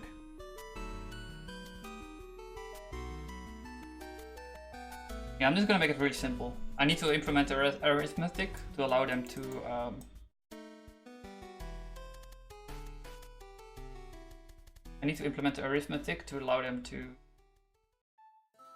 will do arithmetic basically. But I also probably need to give them like lens powers to make them be able to zoom in and stuff. Because actually lens is a pretty nice way of just dealing with getters and setters.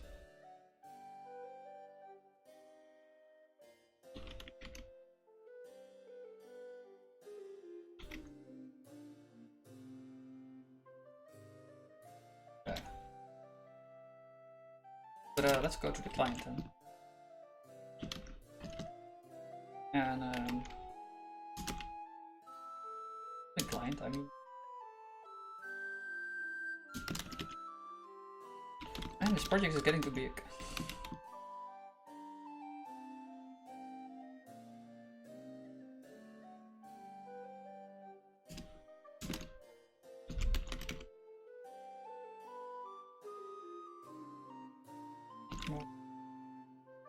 Show employee.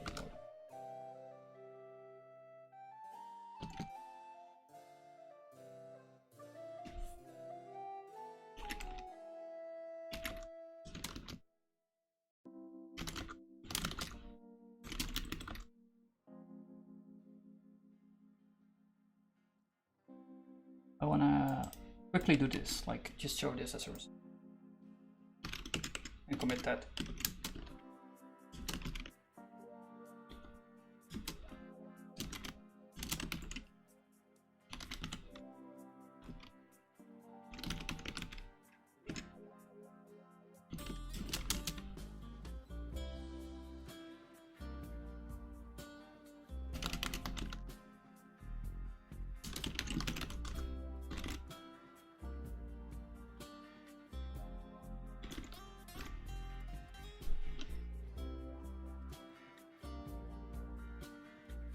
And there are some other functions. Closure usually means a second map date.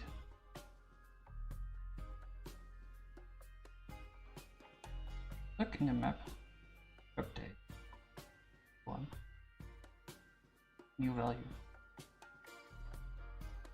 That's a getter. What do they do setters then? And how do you do traverse? Like, how do you do like entries and you traverse over it and you select the value entry worked and then that's a maybe value, so you need to get rid of the maybes with traversed again. And then like it's a new type, which you can't sum over, so you need to wrap it and wrap it. These are super simple then. Oh, I see. So it's like not as powerful or something. But that's fine, right? Like most languages don't. Actually, yeah, you can also implement lenses and closures because they're just functions, but like most languages just give syntax for getting and setting because it's so simple, such a basic thing. But not on Haskell. Yeah. Yeah, so I'm probably also gonna implement compose then, because we need that for.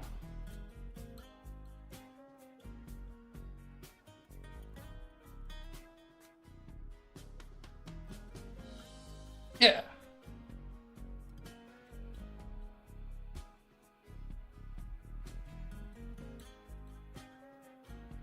What I'm gonna do is just give a binding for that. For the getters and setters.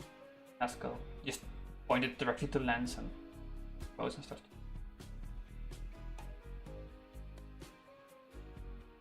You can do arbitrary mapping functions rather than just. Yeah, it's a mapping, right? That's what I said.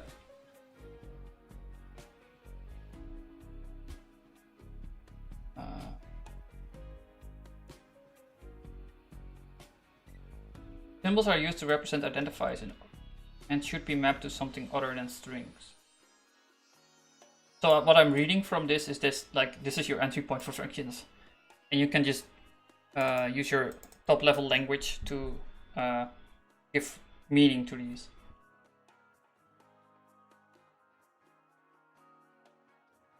If minus, plus, or dot is the first character, the second character must be non-numeric. But I actually want to make this a function. Dot. For composition. Wait, does it even make sense? No, you need to. How do you compose stuff in?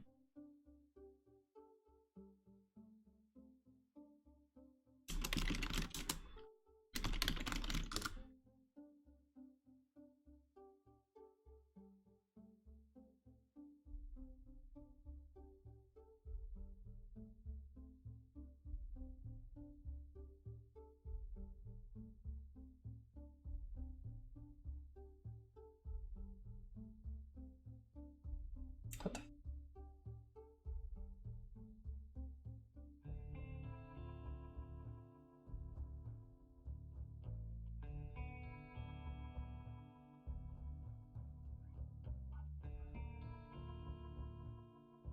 Takes a set of function and returns function that is the composition.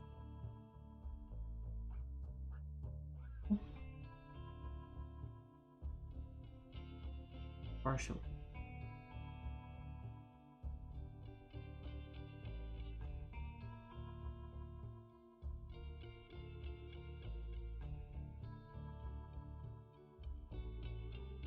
Minus. Compose minus.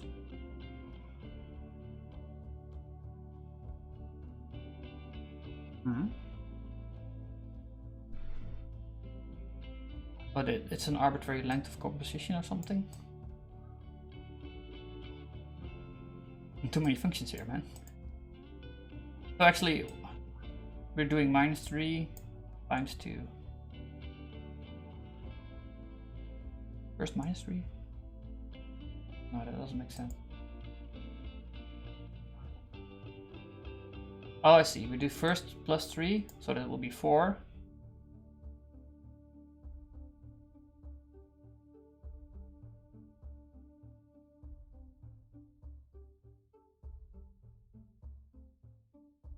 Not making it easier, man.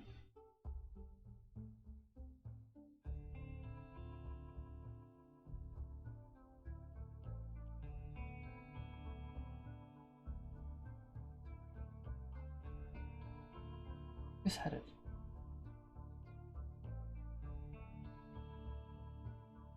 Negate. +3.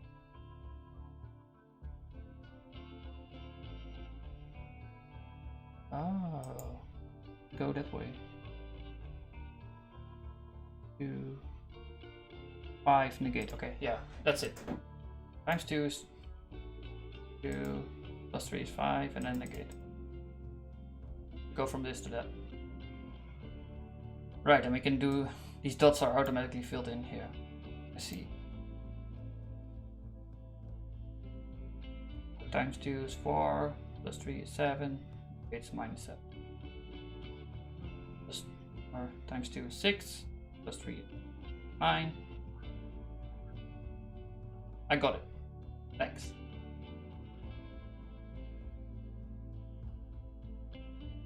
Right, so it's a bit more elaborate. Kind of unfortunate. I can't modify syntax. So I just need to provide a compose function.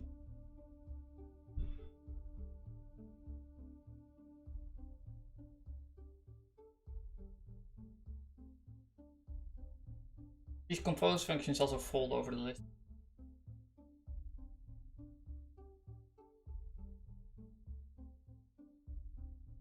I mentioned that before, the list.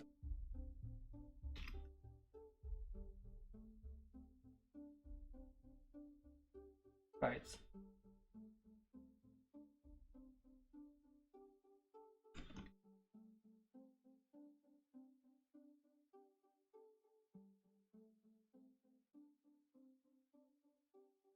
Get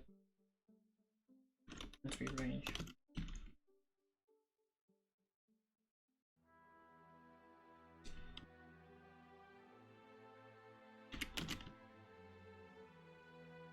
Use this as an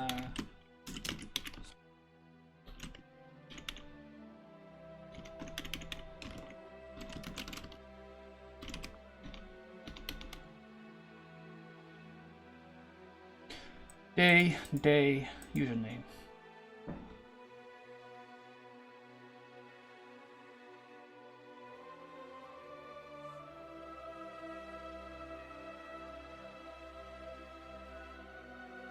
I can give it days.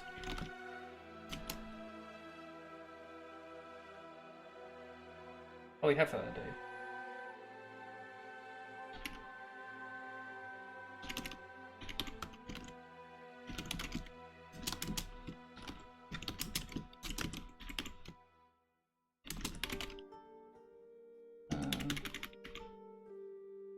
What is this from to?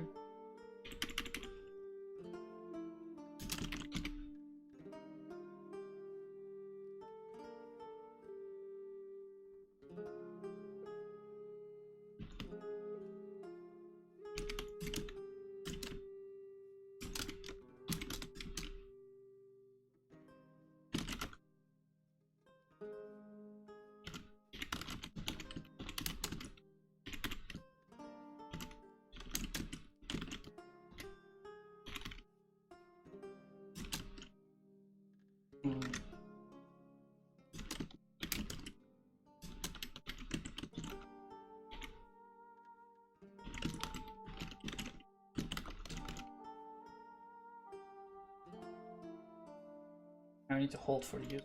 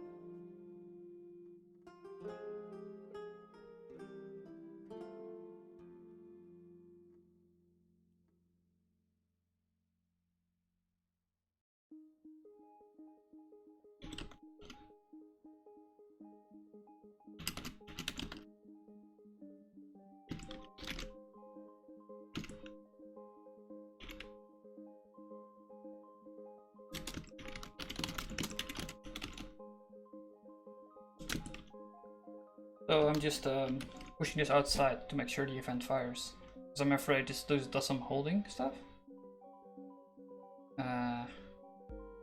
This is to go back 30 days. You have the user event and we still need to have the user name, which will be a problem because it's in an event instead of a dynamic. So we just need to like invent a way of doing, like make the users exist right now too.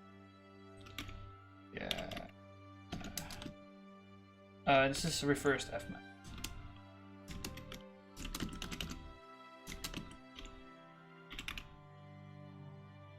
And then we'll just do well, because it's still inside a din now. Dine. And we need to do this. Can't do this because of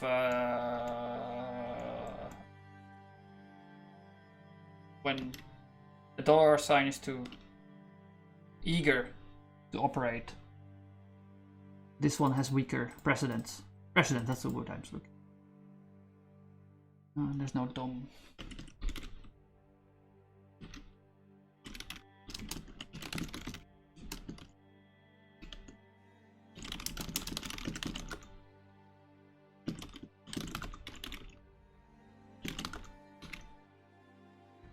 By the way, if you're running entities and closure, can be represented just a factor, the first element being a type constructor.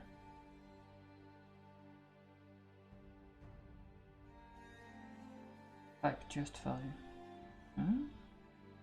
Why do I need to edit a vector? Because you can have multiple. You can have different. It's a rows tree, man. A Lisp is a rows tree. I just learned about these, but whatever. So you can have multiple things at the root, therefore you have a vector which is indexed.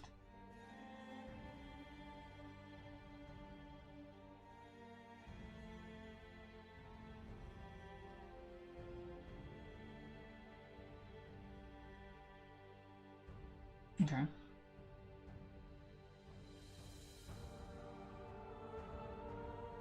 I'm not sure what I need that information for right now, but cool. Stein text.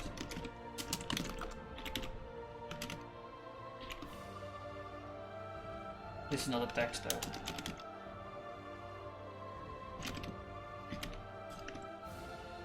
Yeah. Actually, text is one of these unfortunate accidents in Haskell. Well, unfortunate accident. It's just faster.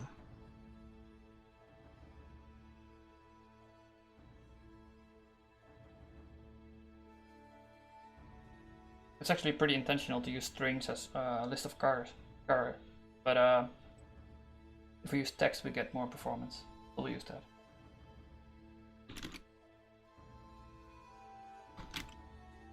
Well, you have to use that for the API. You don't have a choice.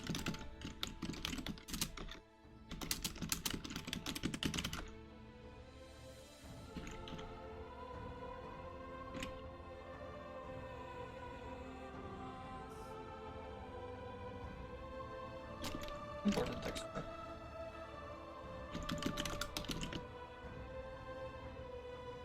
Line.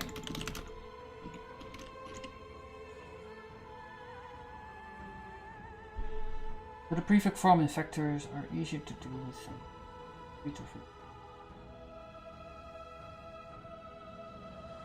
Great.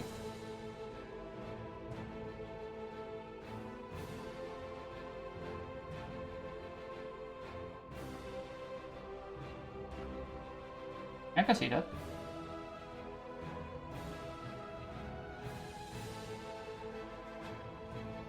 This just seems more verbose, right?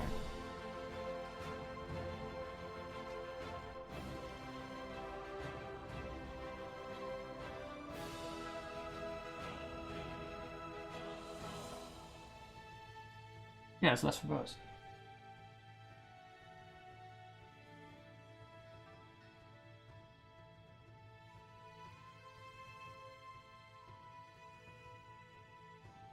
Right, we need to make another prism. So, prisms. Yeah.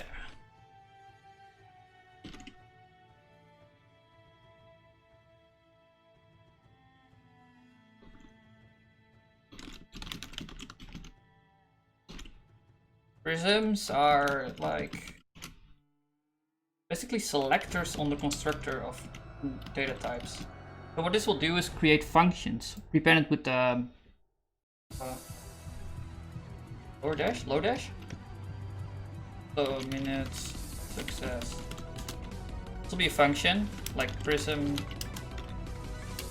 prime minutes result to. I think it's something like this. I'm not sure. And what a prism says is that we may get this. If we put in a minutes result, then we may get this out. We're not sure about it. It's like a weaker lens. We're not sure if this selection will be successful, but it's fine.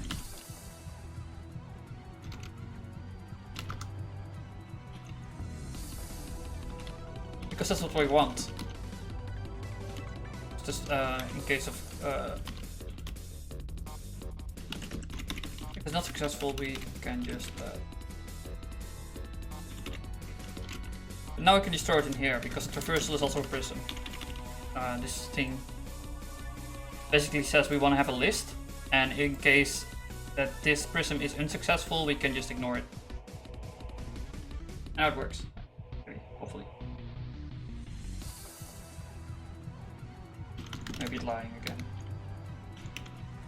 Maybe. Hopefully. So we zoom into this, we get a list out, and then we traverse the list. And we need to traverse twice to get rid of the maybe.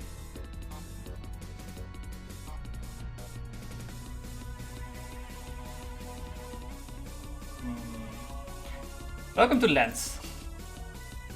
And this is the part where you start guessing.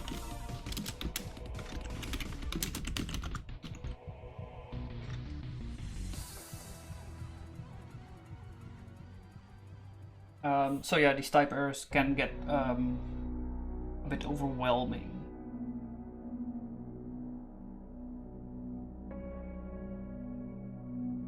Expected type getting in the.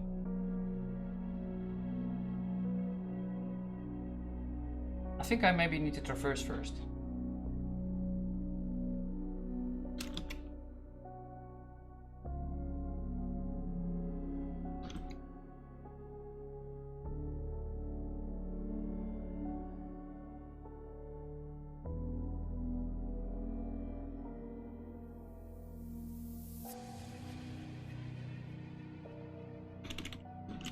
For some reason I think that... Well, it's not a list at the moment. List off. We'll use minute success. Then we traverse twice. To get rid of the maybe.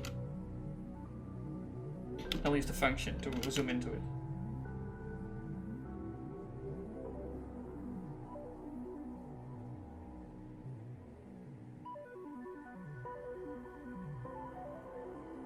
It's like we're zooming in much.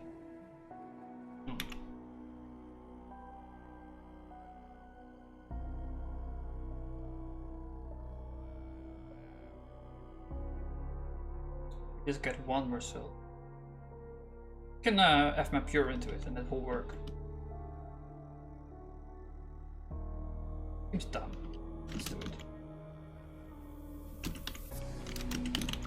it. Lists are applicative, and applicative allow you to. This is the same thing as wrapping this around it. Well, inside it, really. Like, it didn't work. Of course, it didn't work. Crazy. Why would it work? It's the same.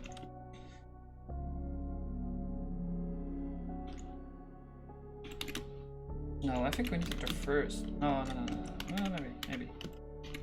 Could you? Actually, no. I think now it will ask for a list. I'm out of sync with that. Probably. And now it's asking for a list. It's lying.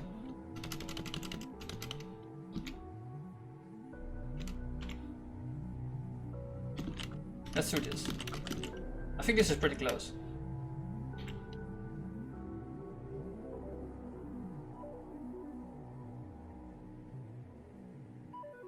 Maybe not after first. It's unhappy with the entire result. Because it wants to have an int.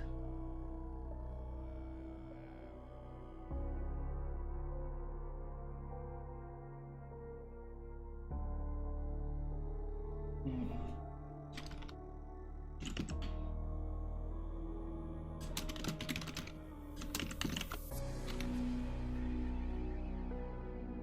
This is it.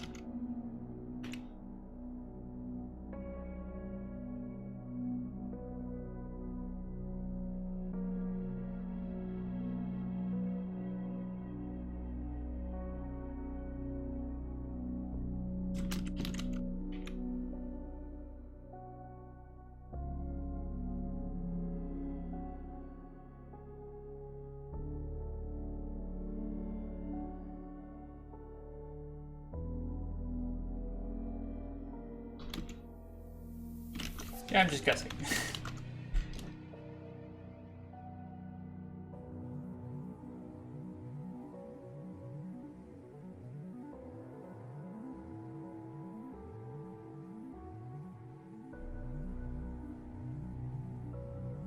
Maybe this is a bad idea.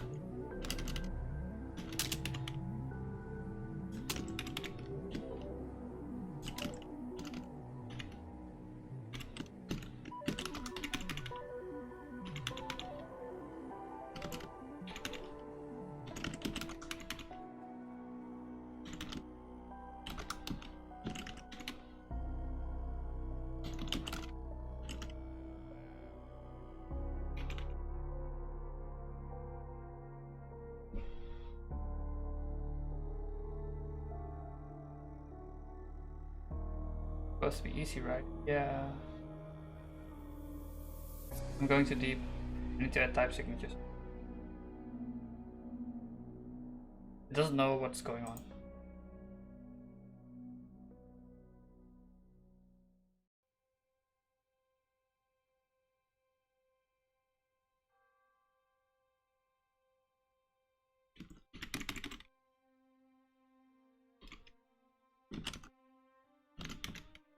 That's how it was. Why don't they just preview it and then traverse twice?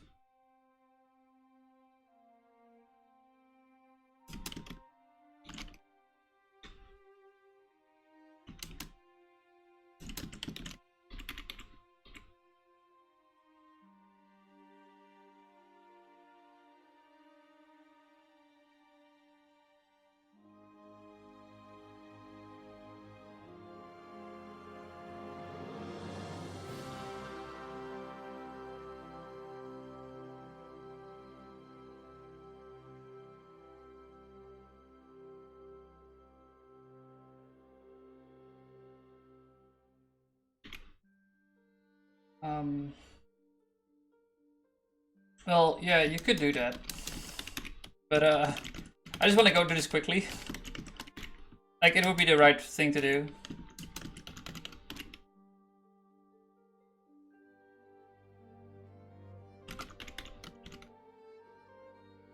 Actually, like, I can just... If it's none, I'll just do an empty list. It's fine.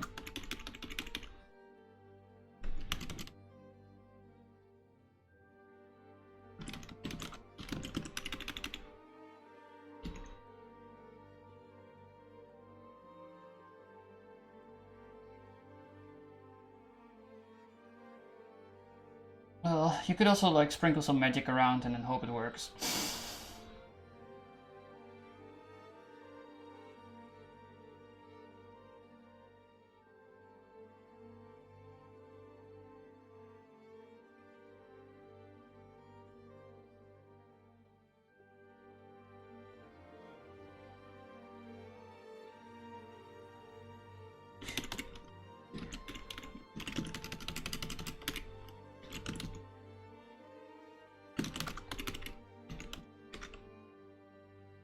Pretty sure just can't figure out the types.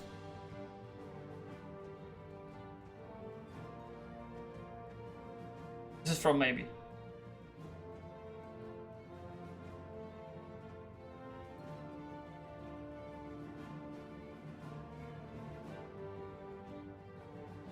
Maybe I just don't know how prisms work. Why are you asking for a monoid, man?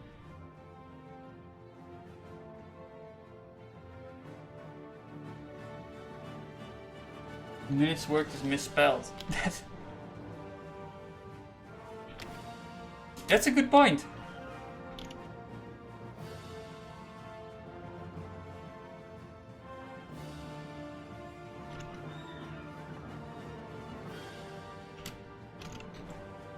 It's not even a prison. That's the problem. Let's go back to this. I'm pretty sure this should work. Pretty sure. Encapsulation, well...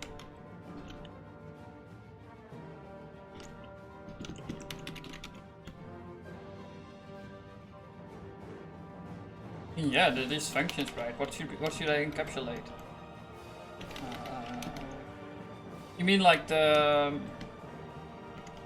Right, I get what you mean. This piece of logic should be encapsulated into something more reasonable. Something smaller, perhaps.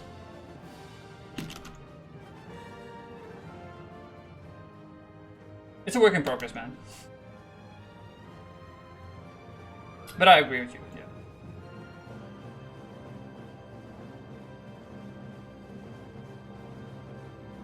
Wait, I get it. It's not even a list. This is the result. Okay. We're figuring it out.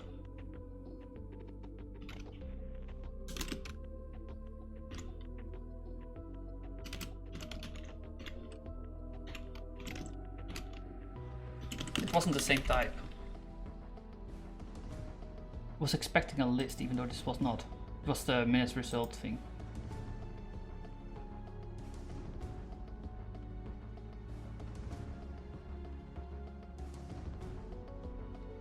Look at that. But yeah, you're right. This is bad. Bad code. Let's try it out. I want to make a separate module for the closure stuff then.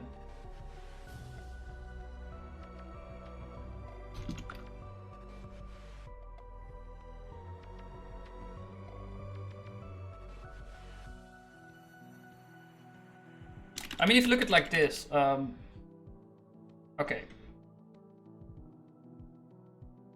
First we go over success. If we don't have success, the exit point is an empty list. So we traverse into this, which means we go into the list itself to do stuff to the values in the list. And then we look up the entry worked length.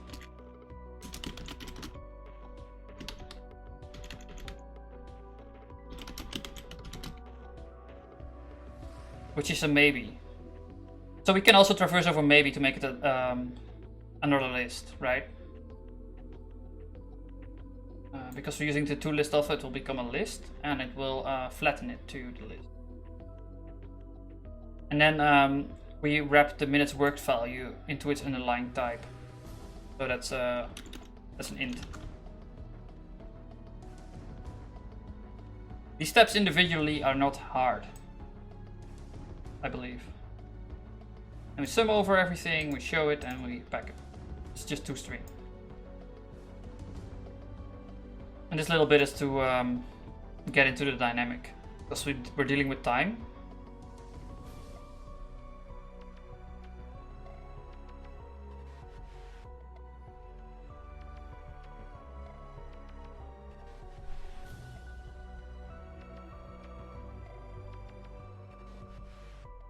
And this stuff is just all the HTML stuff, right?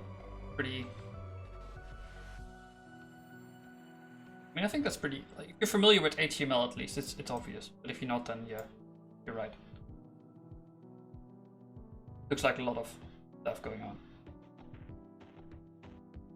Actually, it is a lot of stuff going on.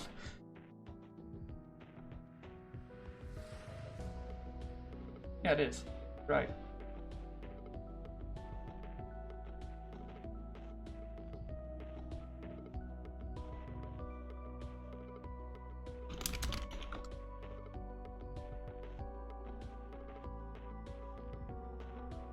Wait, is this on the remote?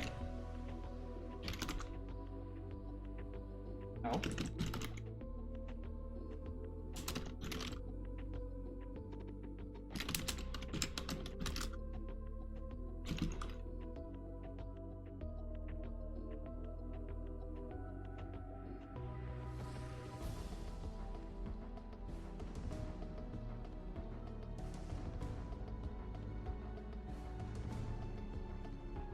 So actually, is anyone interested in... Apparently we're building a closure interpreter for Haskell.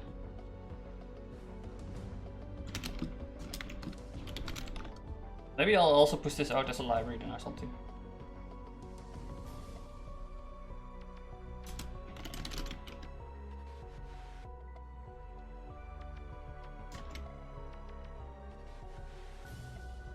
Well, we're already doing the syntax parsing part. I just need to glue some stuff together. But it's basically gonna be a big map of available functions. That's it. Well, once we implement eval, we can implement everything that's in itself, right? The EDN thing.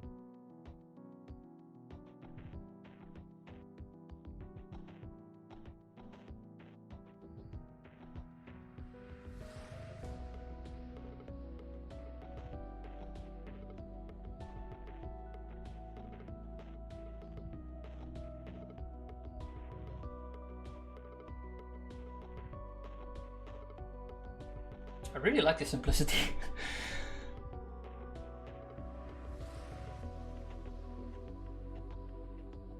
Yeah.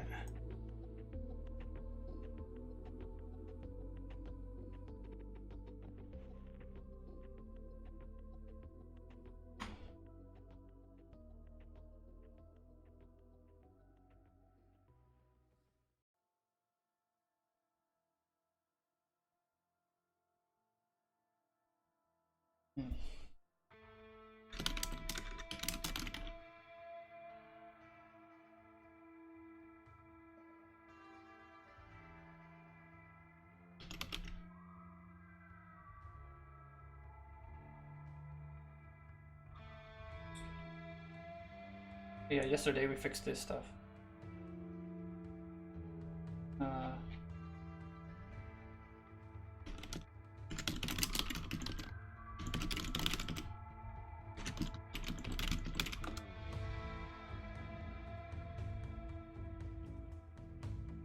going on with this?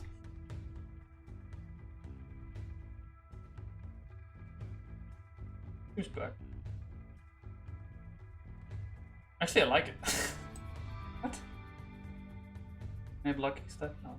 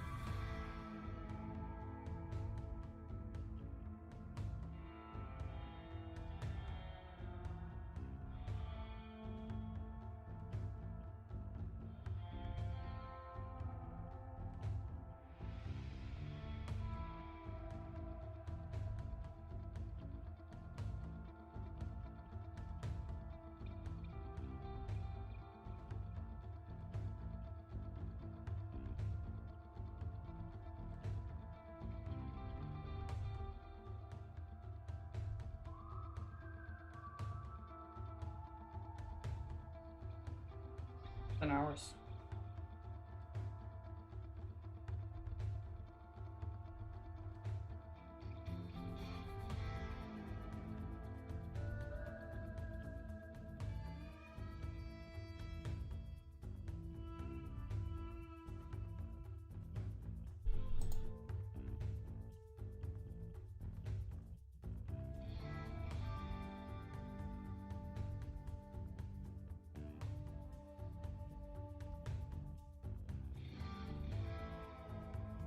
I see the problem, the wrong day is selected.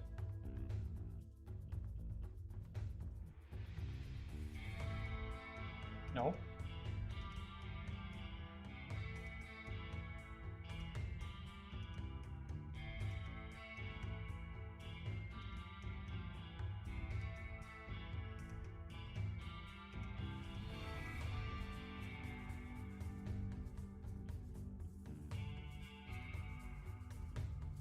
Right, we need to, well, at least you know.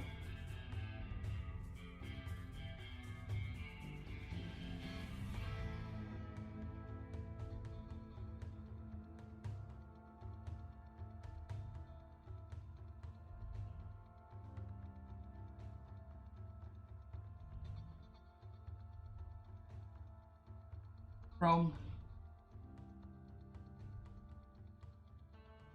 no.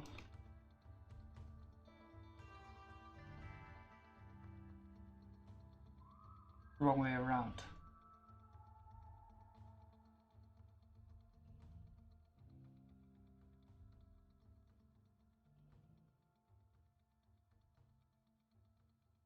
Log save.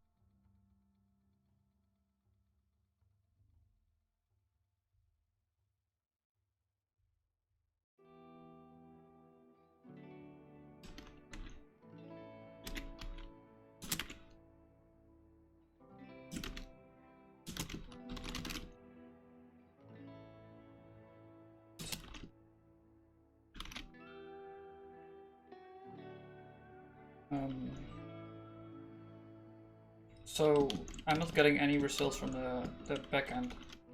Not sure why. But what I will do, add more logging.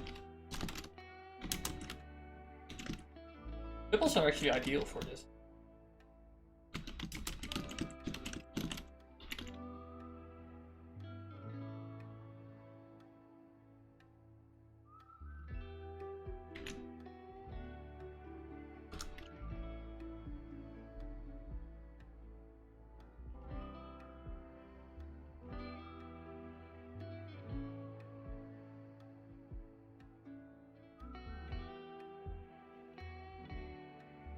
Sure, we'll survive, man.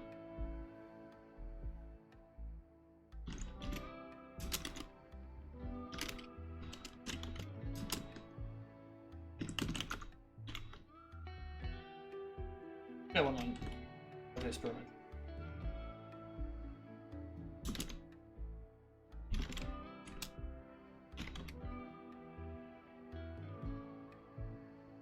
Options THC.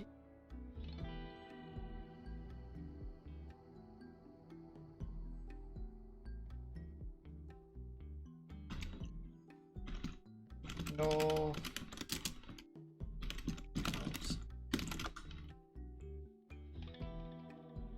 Good weird feature. Care about.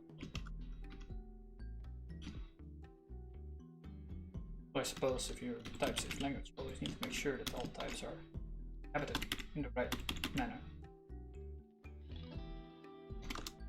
Default logic is a thing.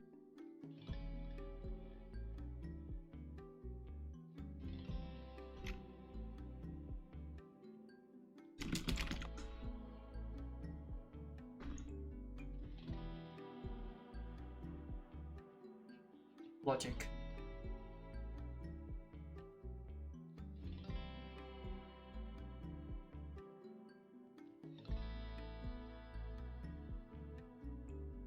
Oh, it's actually like explained. That's new. When I studied logic, there was no explanation at all for anything. Well, there was, but it was just confusing. Boolean logic was very well explained, and then you are logics and you kind of have to guess what's going on.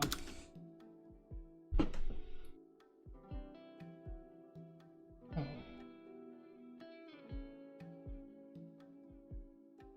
Okay, that's W.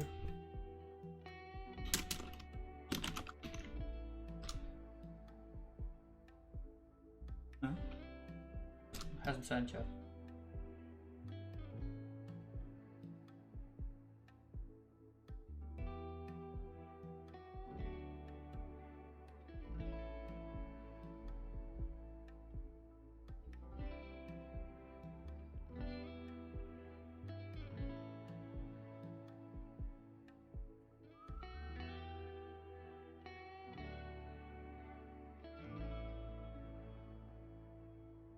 But how would these bindings, like, would I make a lazy closure? Or, well, yeah, I would.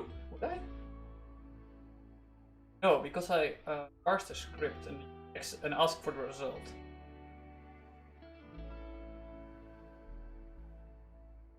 So everything will evaluate it. Well, at least parsing would. But that's the same in Haskell. I think Nix does lazy parsing. Now parsing is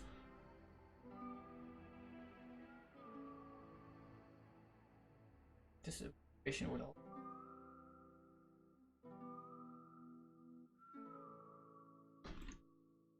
Or just ask them to fill in these functions.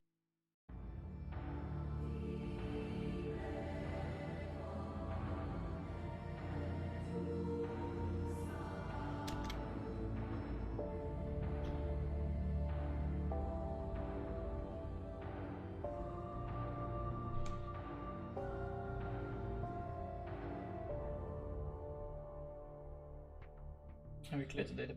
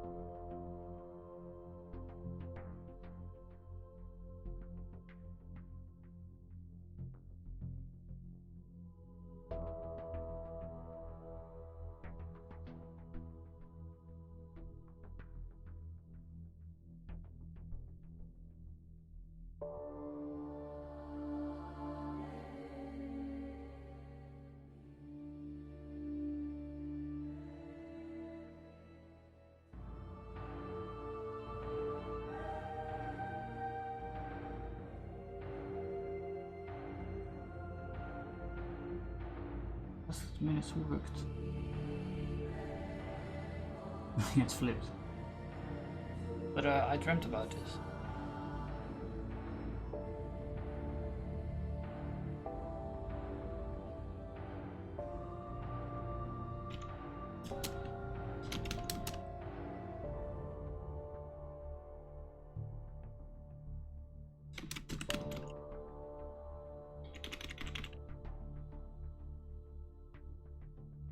If start minus end are than 1.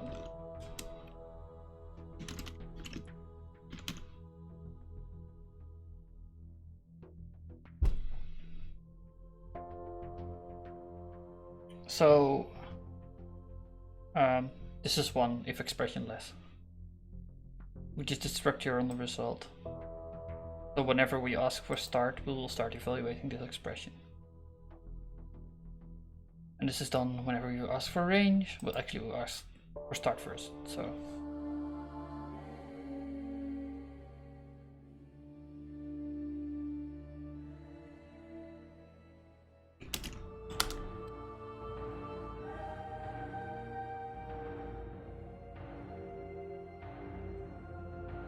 Maybe we should even make unit tests.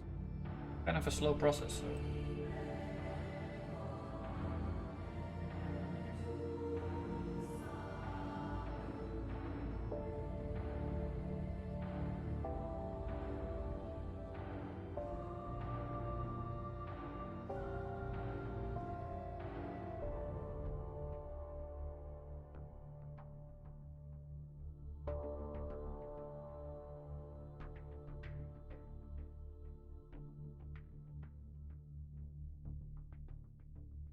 Is flipped.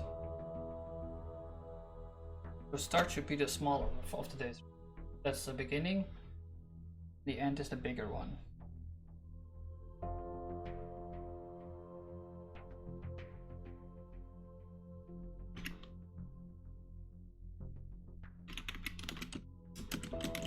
This is the normal logic. The end is the bigger value, like dates move up in time. Then you subtract the start of this to get a range of how long something lasts. So if it is lower, then if it is lower, we should flip. We're not doing that right now.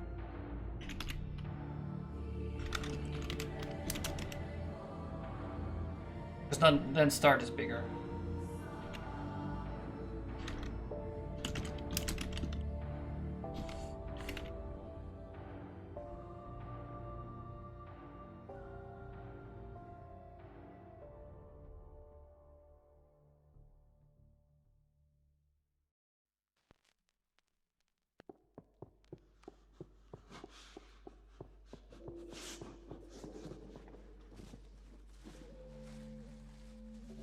What's going on?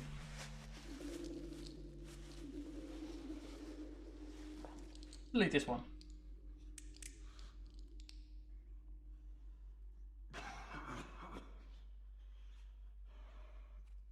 Books and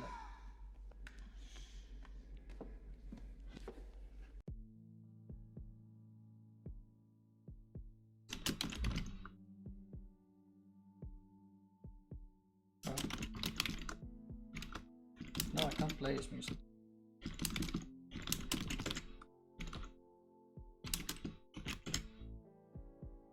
Some of these music jukeboxes are pretty good, but that one.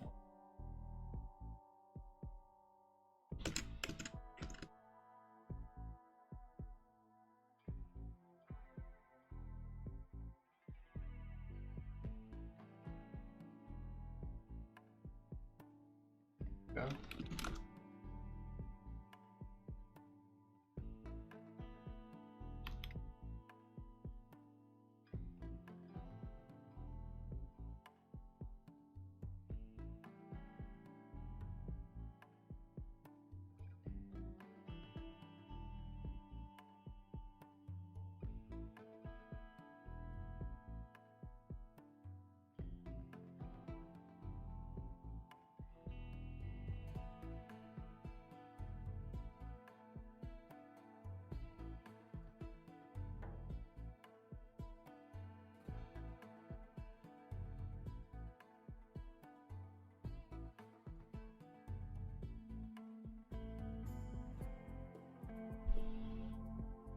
I have some tests, just not many.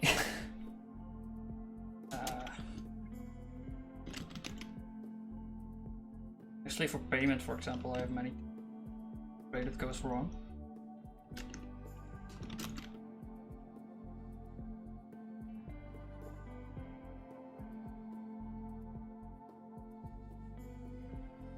Right, with that. Actually, I ported these tests from around. Figuring out what day is Monday is also like types don't help with this stuff, so you need.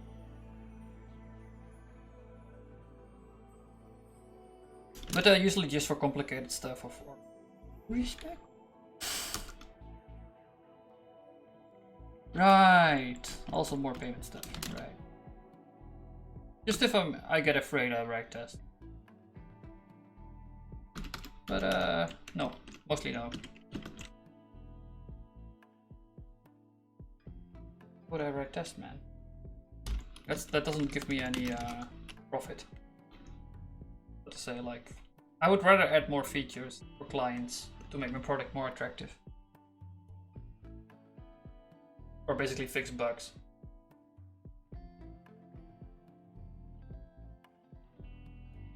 Get rid of code, open source stuff. This is pretty low on my agenda.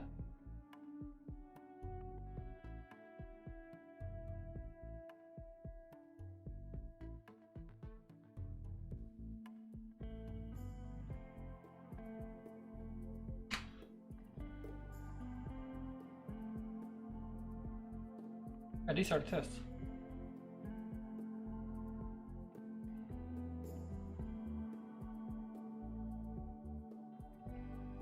I would also probably write tests for the neural network stuff because that's hard. And all volume based, so.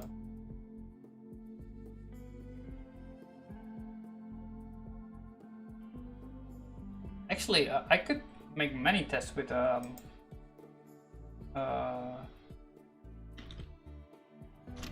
Servant. Quick check. So if your API is in Servant, you can basically generate tests through the magic of quick check.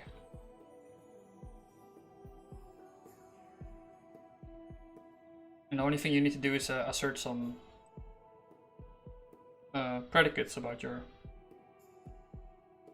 API. And then they will just like generate it for. But I don't have this luxury.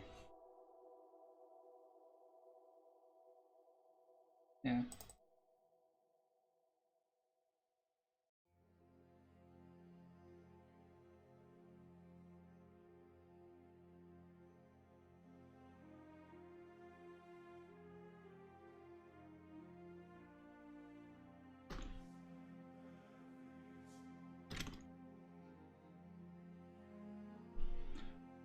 That's enough. Oh, has Skype effect.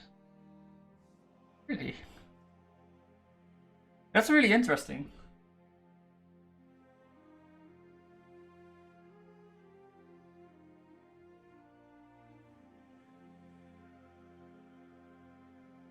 I mean, I feel like the way Servant is doing APIs is really a really correct way of doing it. Like, I have never seen anything so thorough. You can generate tests, you can generate clients, you can generate... well, I believe you can also generate endpoints. We're not there yet.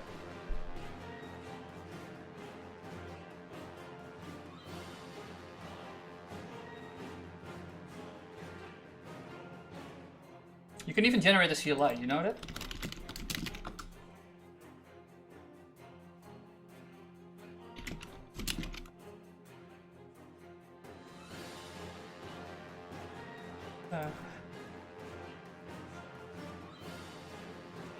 It just basically creates a parse applicative CLI for you.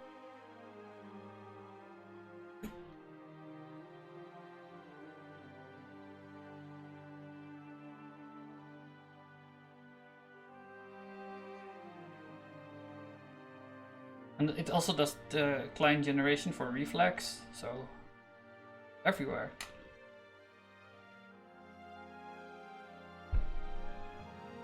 Many kind of specification from which you can generate documentation clients and multiple programming languages, but they are usually defined in terms of programming language and of kind of restricted grammars, like Servant, where you can basically extend however you like. Yeah, it's a type. It's not even a. Well, the other ways they define this stuff is at value level, and Servant is just type level.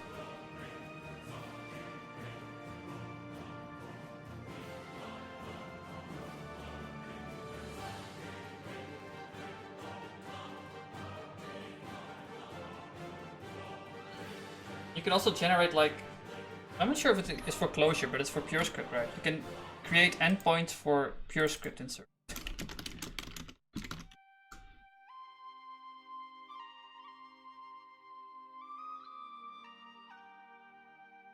And at this point, you realize, like, I start to think, this thing can generate clients for different languages. Maybe also Clojure, I don't know.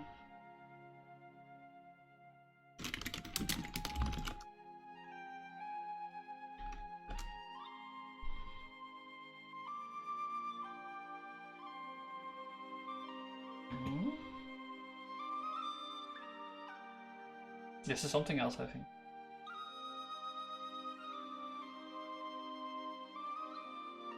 Yeah, this is web workers.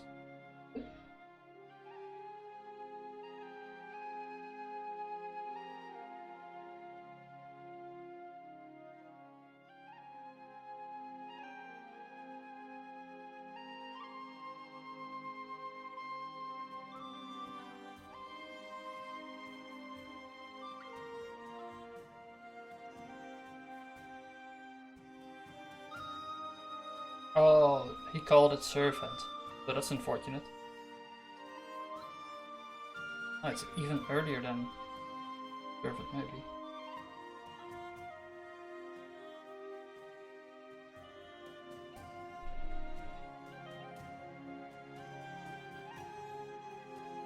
Unlike Servant. Unlike Servant, where you can basically end however you like, yeah. point types of functions or otherwise parametric, not concrete data. Different can generate prescript clients. And also reflex clients. And apparently entire CLIs.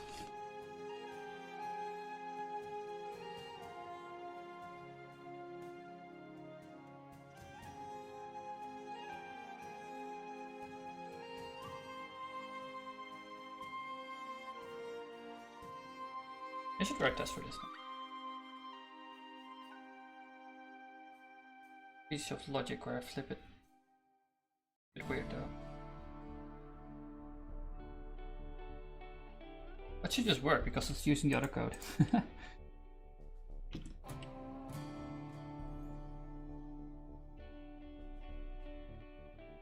Yeah.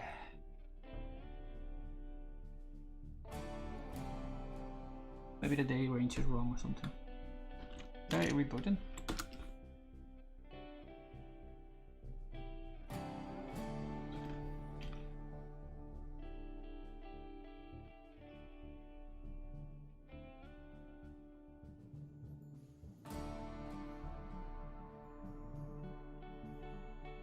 That open.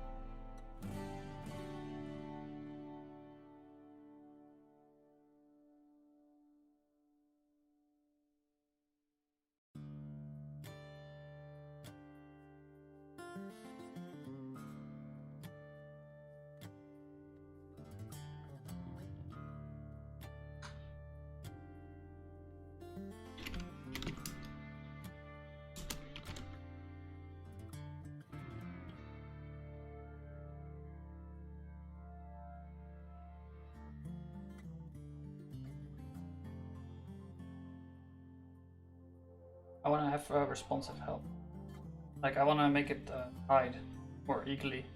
It's so ugly if it.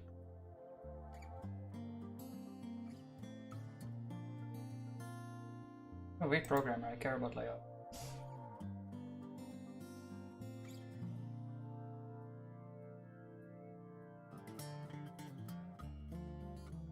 How do they call it? Like responsiveness or something?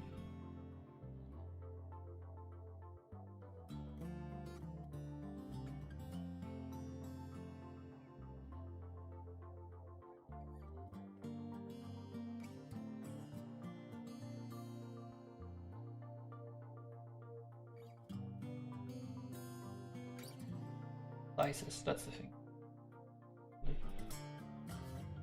This is columns only. Yeah. Oh, responsive helpers, that's it.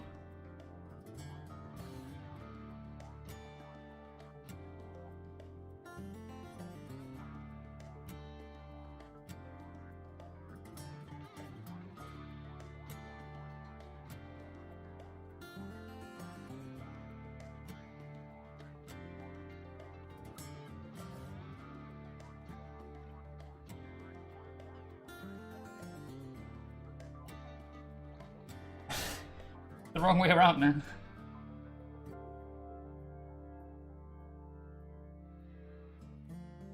I wanna have it hidden on desktop. So it's hidden desktop only, it's hidden tablet only, it's hidden mobile. Or it's hidden touch and it's hidden desktop. Okay, yeah, that's what we do.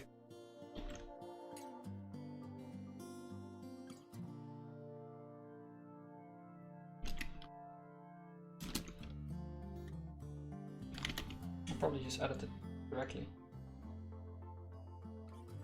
Why is it so slow?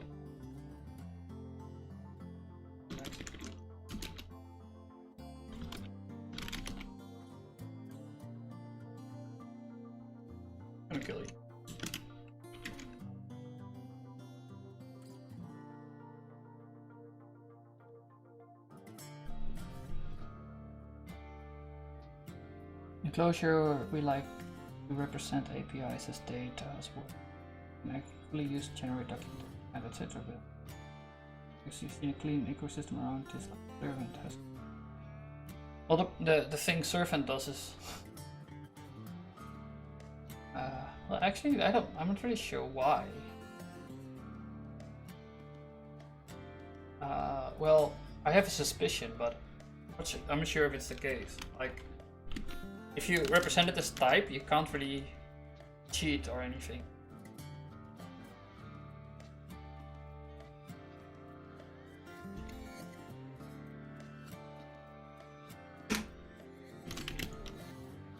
Okay, that's...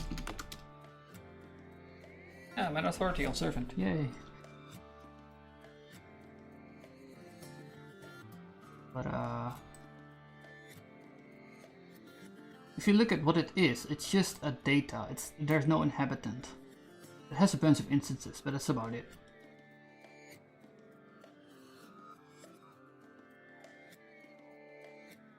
There's no way to create this thing at value level. There's no way to create a capture all. You can only describe it. You can't cheat.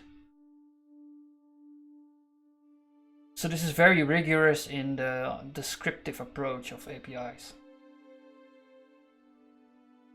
You can create a HTTP version apparently.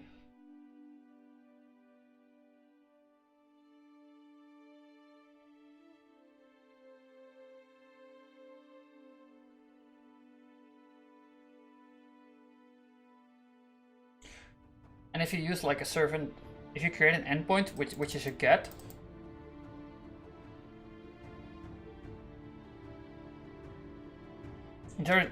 if you post to it, it will just reject it outright, say you're wrong.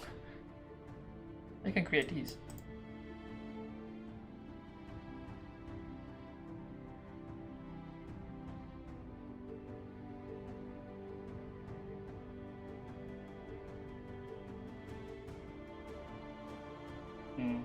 So yeah, it's like really restrictive way of describing APIs, and because it's so restrictive, it becomes very flexible too. I think it's a theory.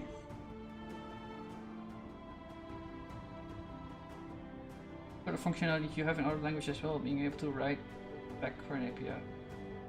Only if you don't get a type safety.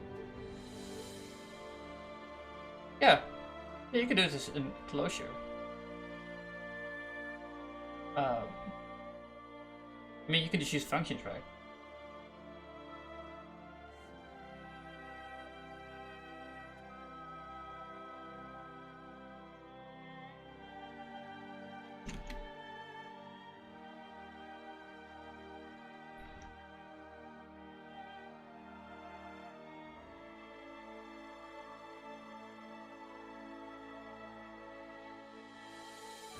That's what baffles me about Haskell, like the libraries are generally like quite good.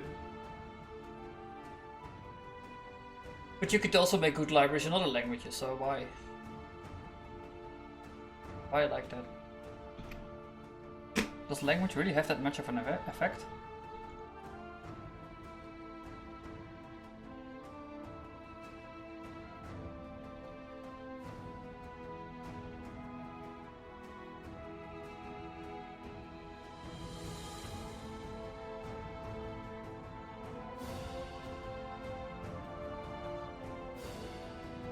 What am I doing?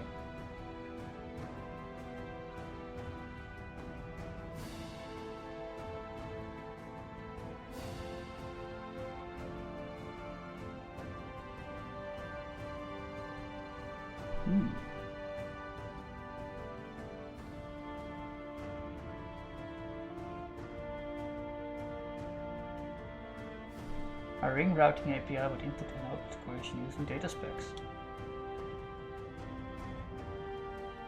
Clojure script utilities on top of Clojure spec. So this is like a...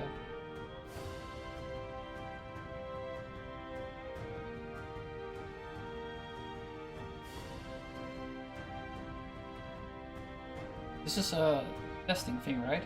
Specs.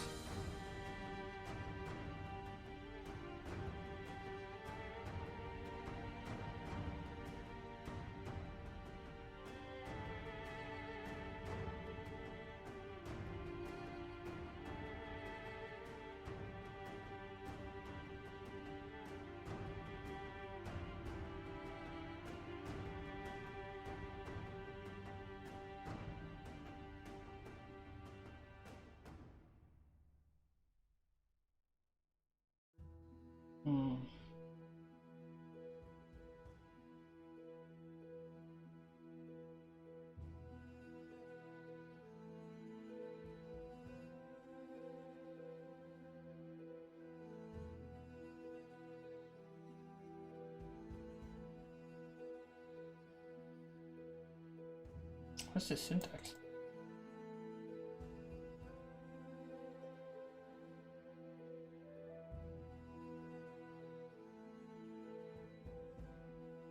Oh, there's a lot of docs. Oh wow.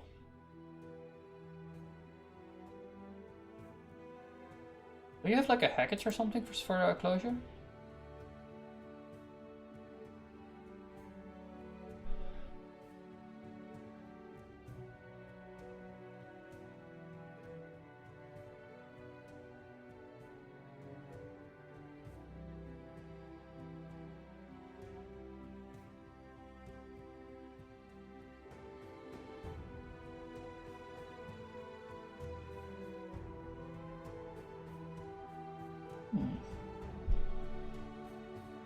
Makes me want to try this. Yeah.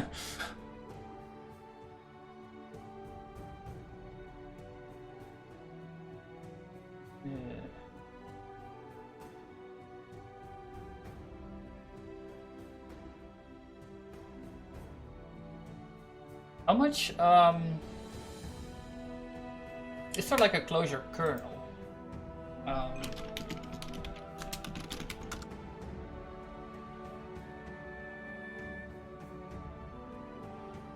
I mean, like a small part which you need to implement to make it run on other platforms.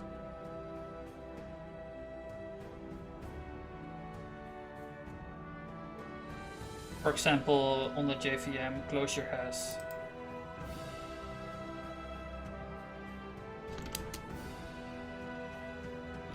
just look for the source, I suppose. Is it?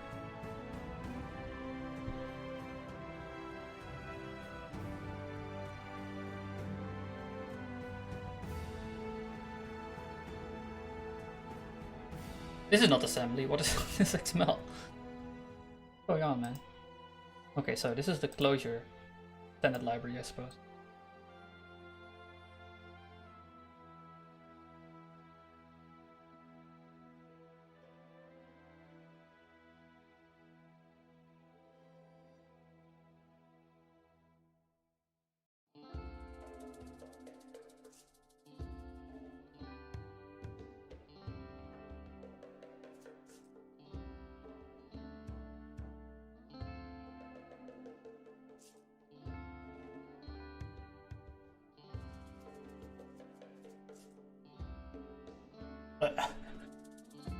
So much.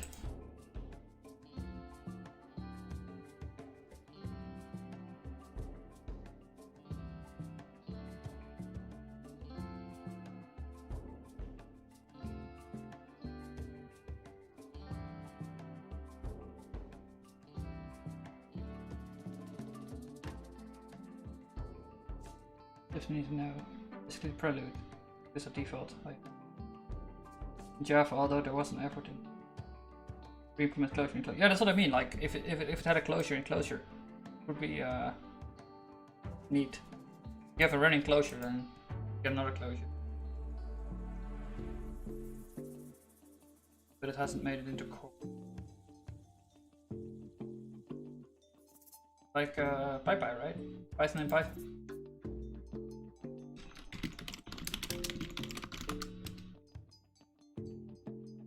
Alright. And the reason I'm asking this is I want to know how difficult it is.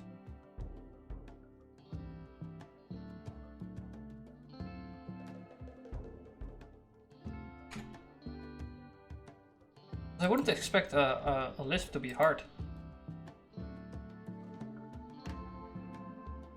Tell me about yourself.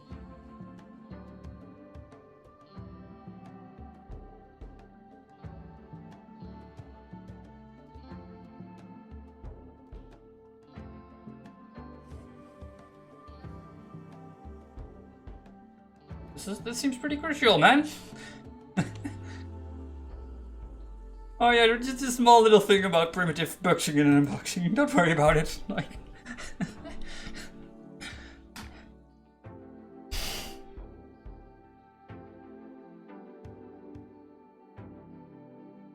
right. So they like it's Like it's a compiler basically. Libraries, tools, analyzer tools.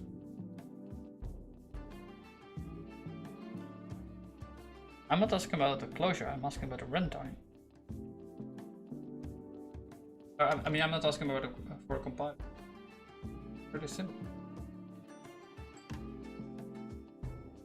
But they're kind of different.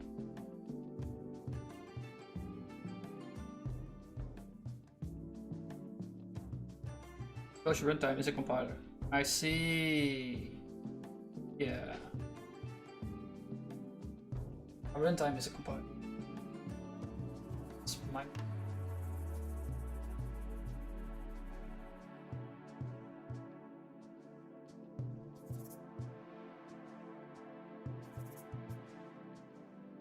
Right, because it's almost immediately an abstract.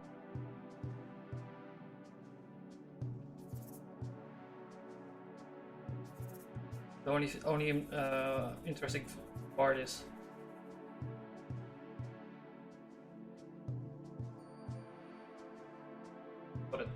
got it.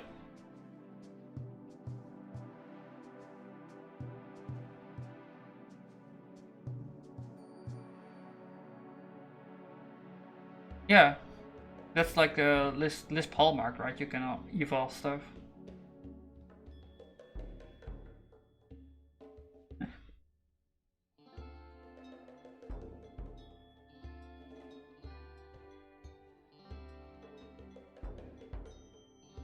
What was I doing? Really distracted. But I like this correlation. But if I'm gonna do the EDT thing, EDN thing, I'm pretty close to making a Haskell runtime for closure.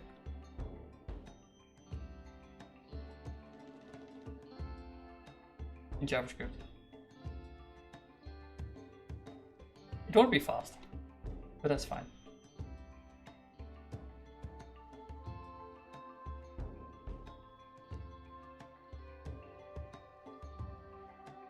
So we go from EDN to JSON into database, and then from database back to JSON back to EDN. And then little runtime interpreter for EDN.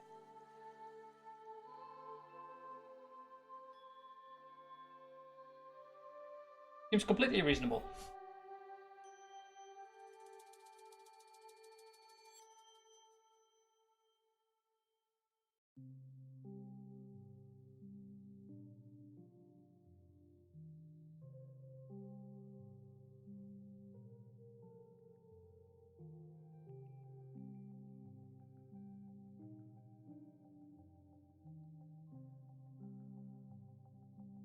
I'm clouding code at runtime. Oh, you're right. Incoming Lisp file is not complete. Yeah. Well, what you do is you they use this underlying function.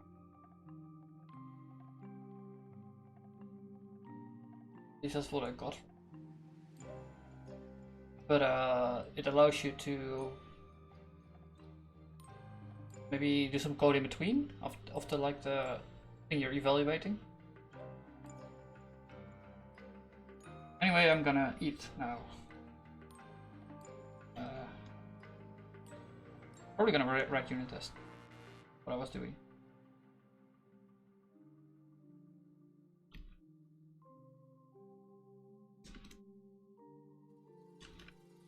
Right, I was like looking if the minute worked. Still wasn't.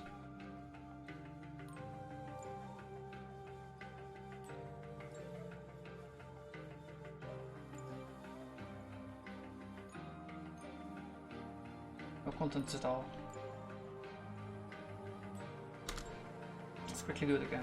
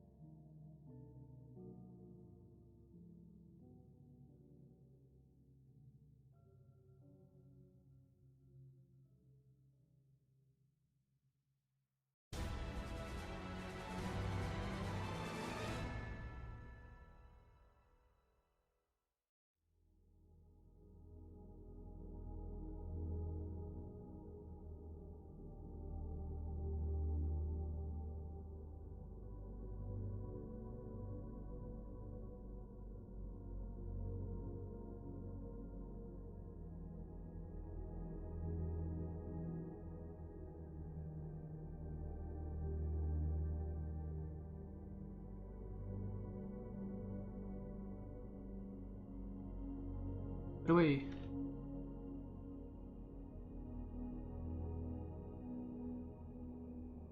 No, it's fine, man. I actually kind of like this. There's a reason I'm streaming, you know.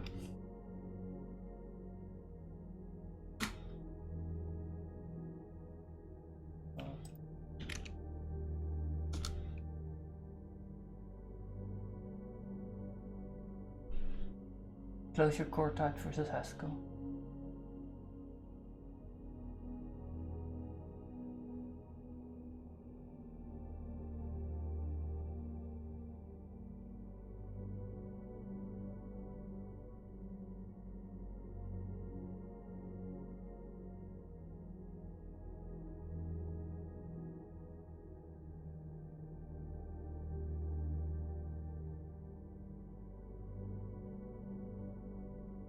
Oh, for both. That's a lot of syntax.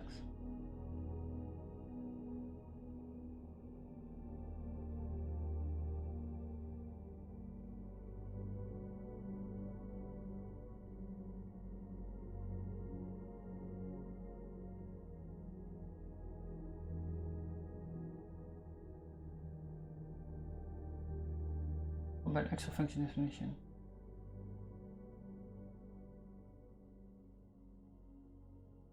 It seems like normal types. Yeah, that's the thing about types, right? They cost a lot of time to add and check once you got them. It's perfect documentation. Well, almost perfect. A bit of sorting also helps, but.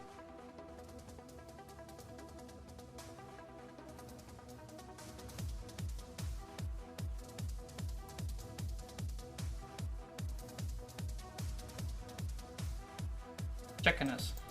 What?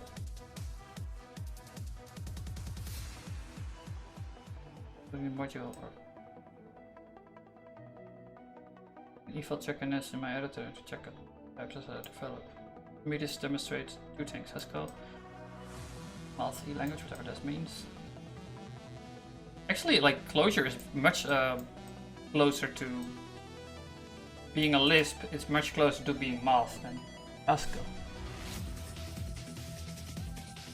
Just like Paul McCarthy created Lisp in his paper, right? Just to show how to do computation or something, right?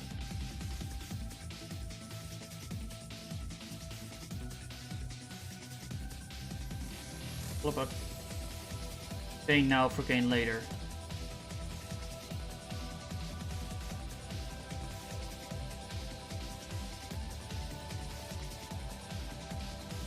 Well, no. Types weren't part of... You don't need types to represent computation.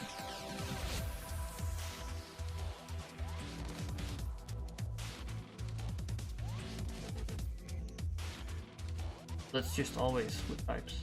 You can also delete the types in Haskell, you know. You don't need them.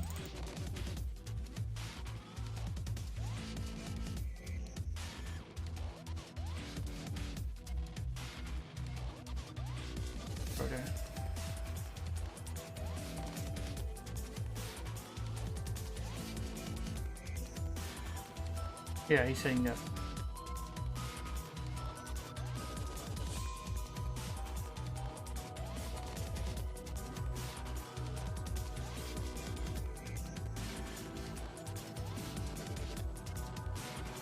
But this is much harder to read than this.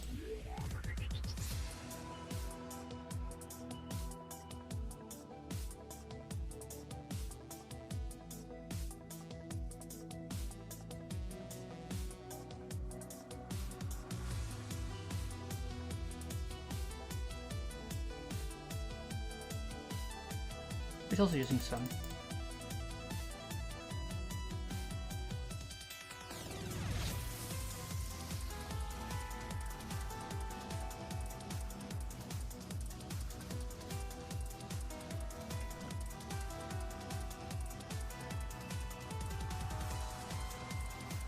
Oh wow. Anyway, it seems... No, you're fine.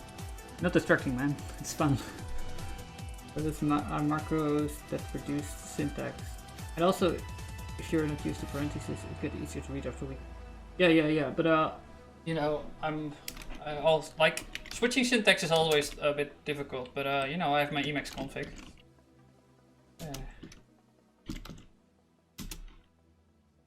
Emacs config. There are many parentheses in there. That's fine. Don't you mind.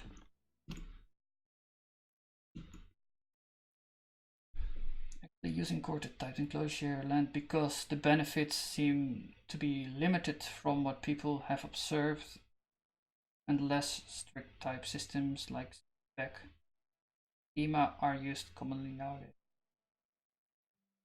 Ah.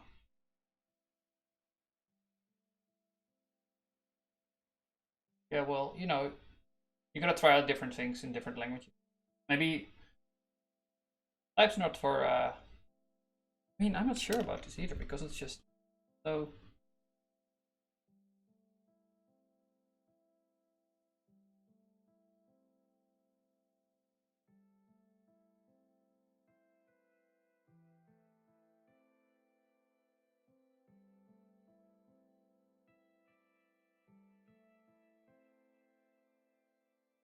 The polymorphism. This is weird as polymorphism, right? Where you have these inheritance trees. Why would it do that?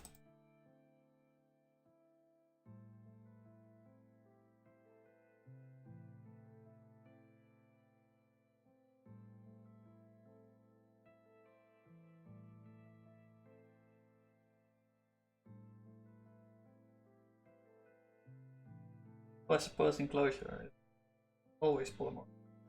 So it's like notion of polymorphism growing anything new. Okay, I see. Right, I like to have.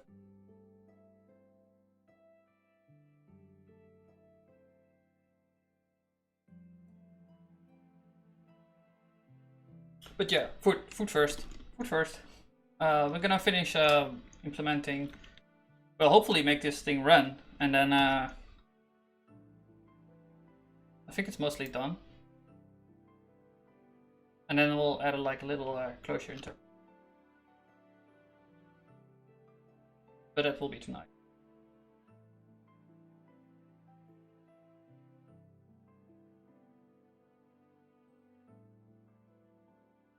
Yeah, this is the best solution, I think.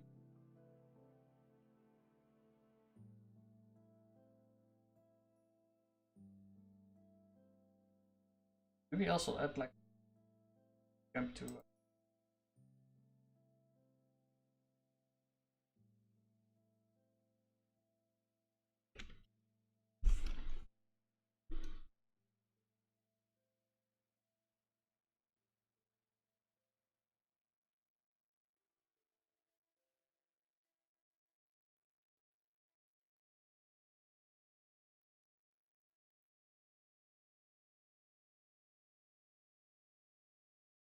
This seems right now. That's good. We don't need that.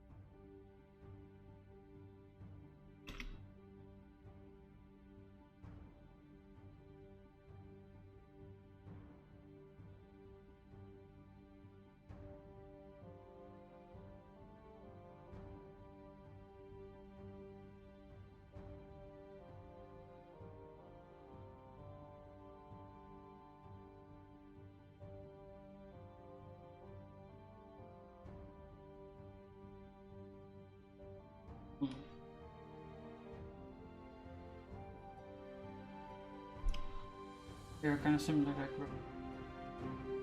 so like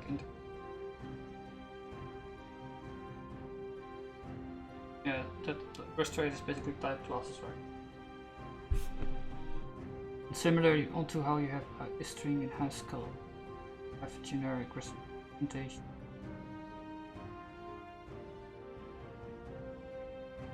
Yeah, that's true.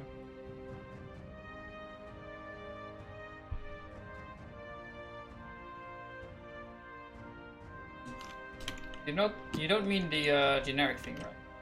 You mean the other generic, this generic polymorphism.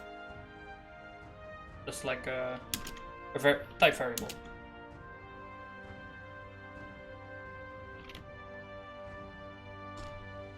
There's also this thing.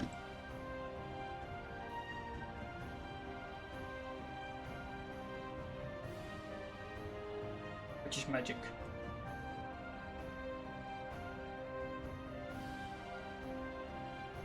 Yeah. But what I mean is like in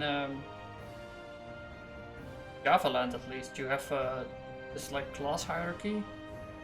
And if something extends something else, then you can like put inside a class that has the superclass of it argument. So you have kind of polymorphism going on anyway, even though you didn't do any generic thing. We have like kind of two ways of doing polymorphism, which is so strange.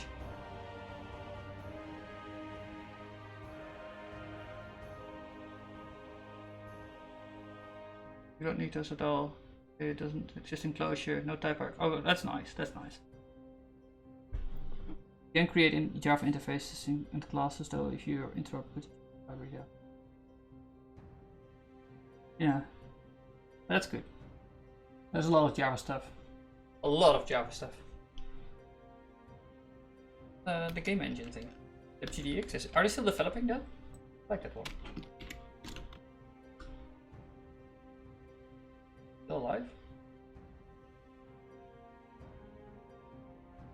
Yeah. Cool.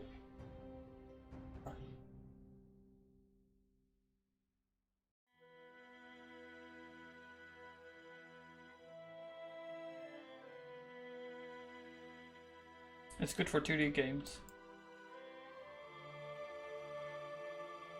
But I'm gonna go.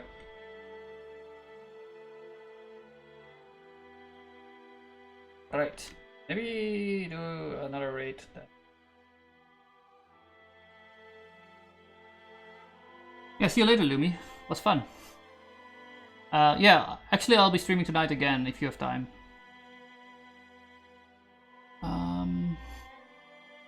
How do you do a raid?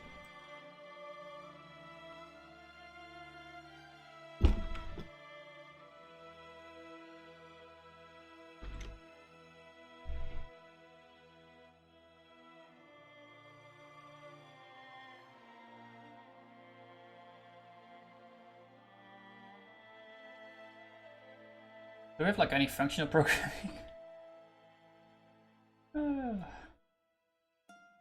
Maybe there's like Lisp.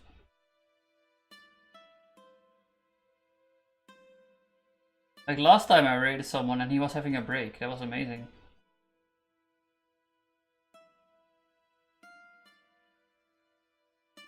PHP.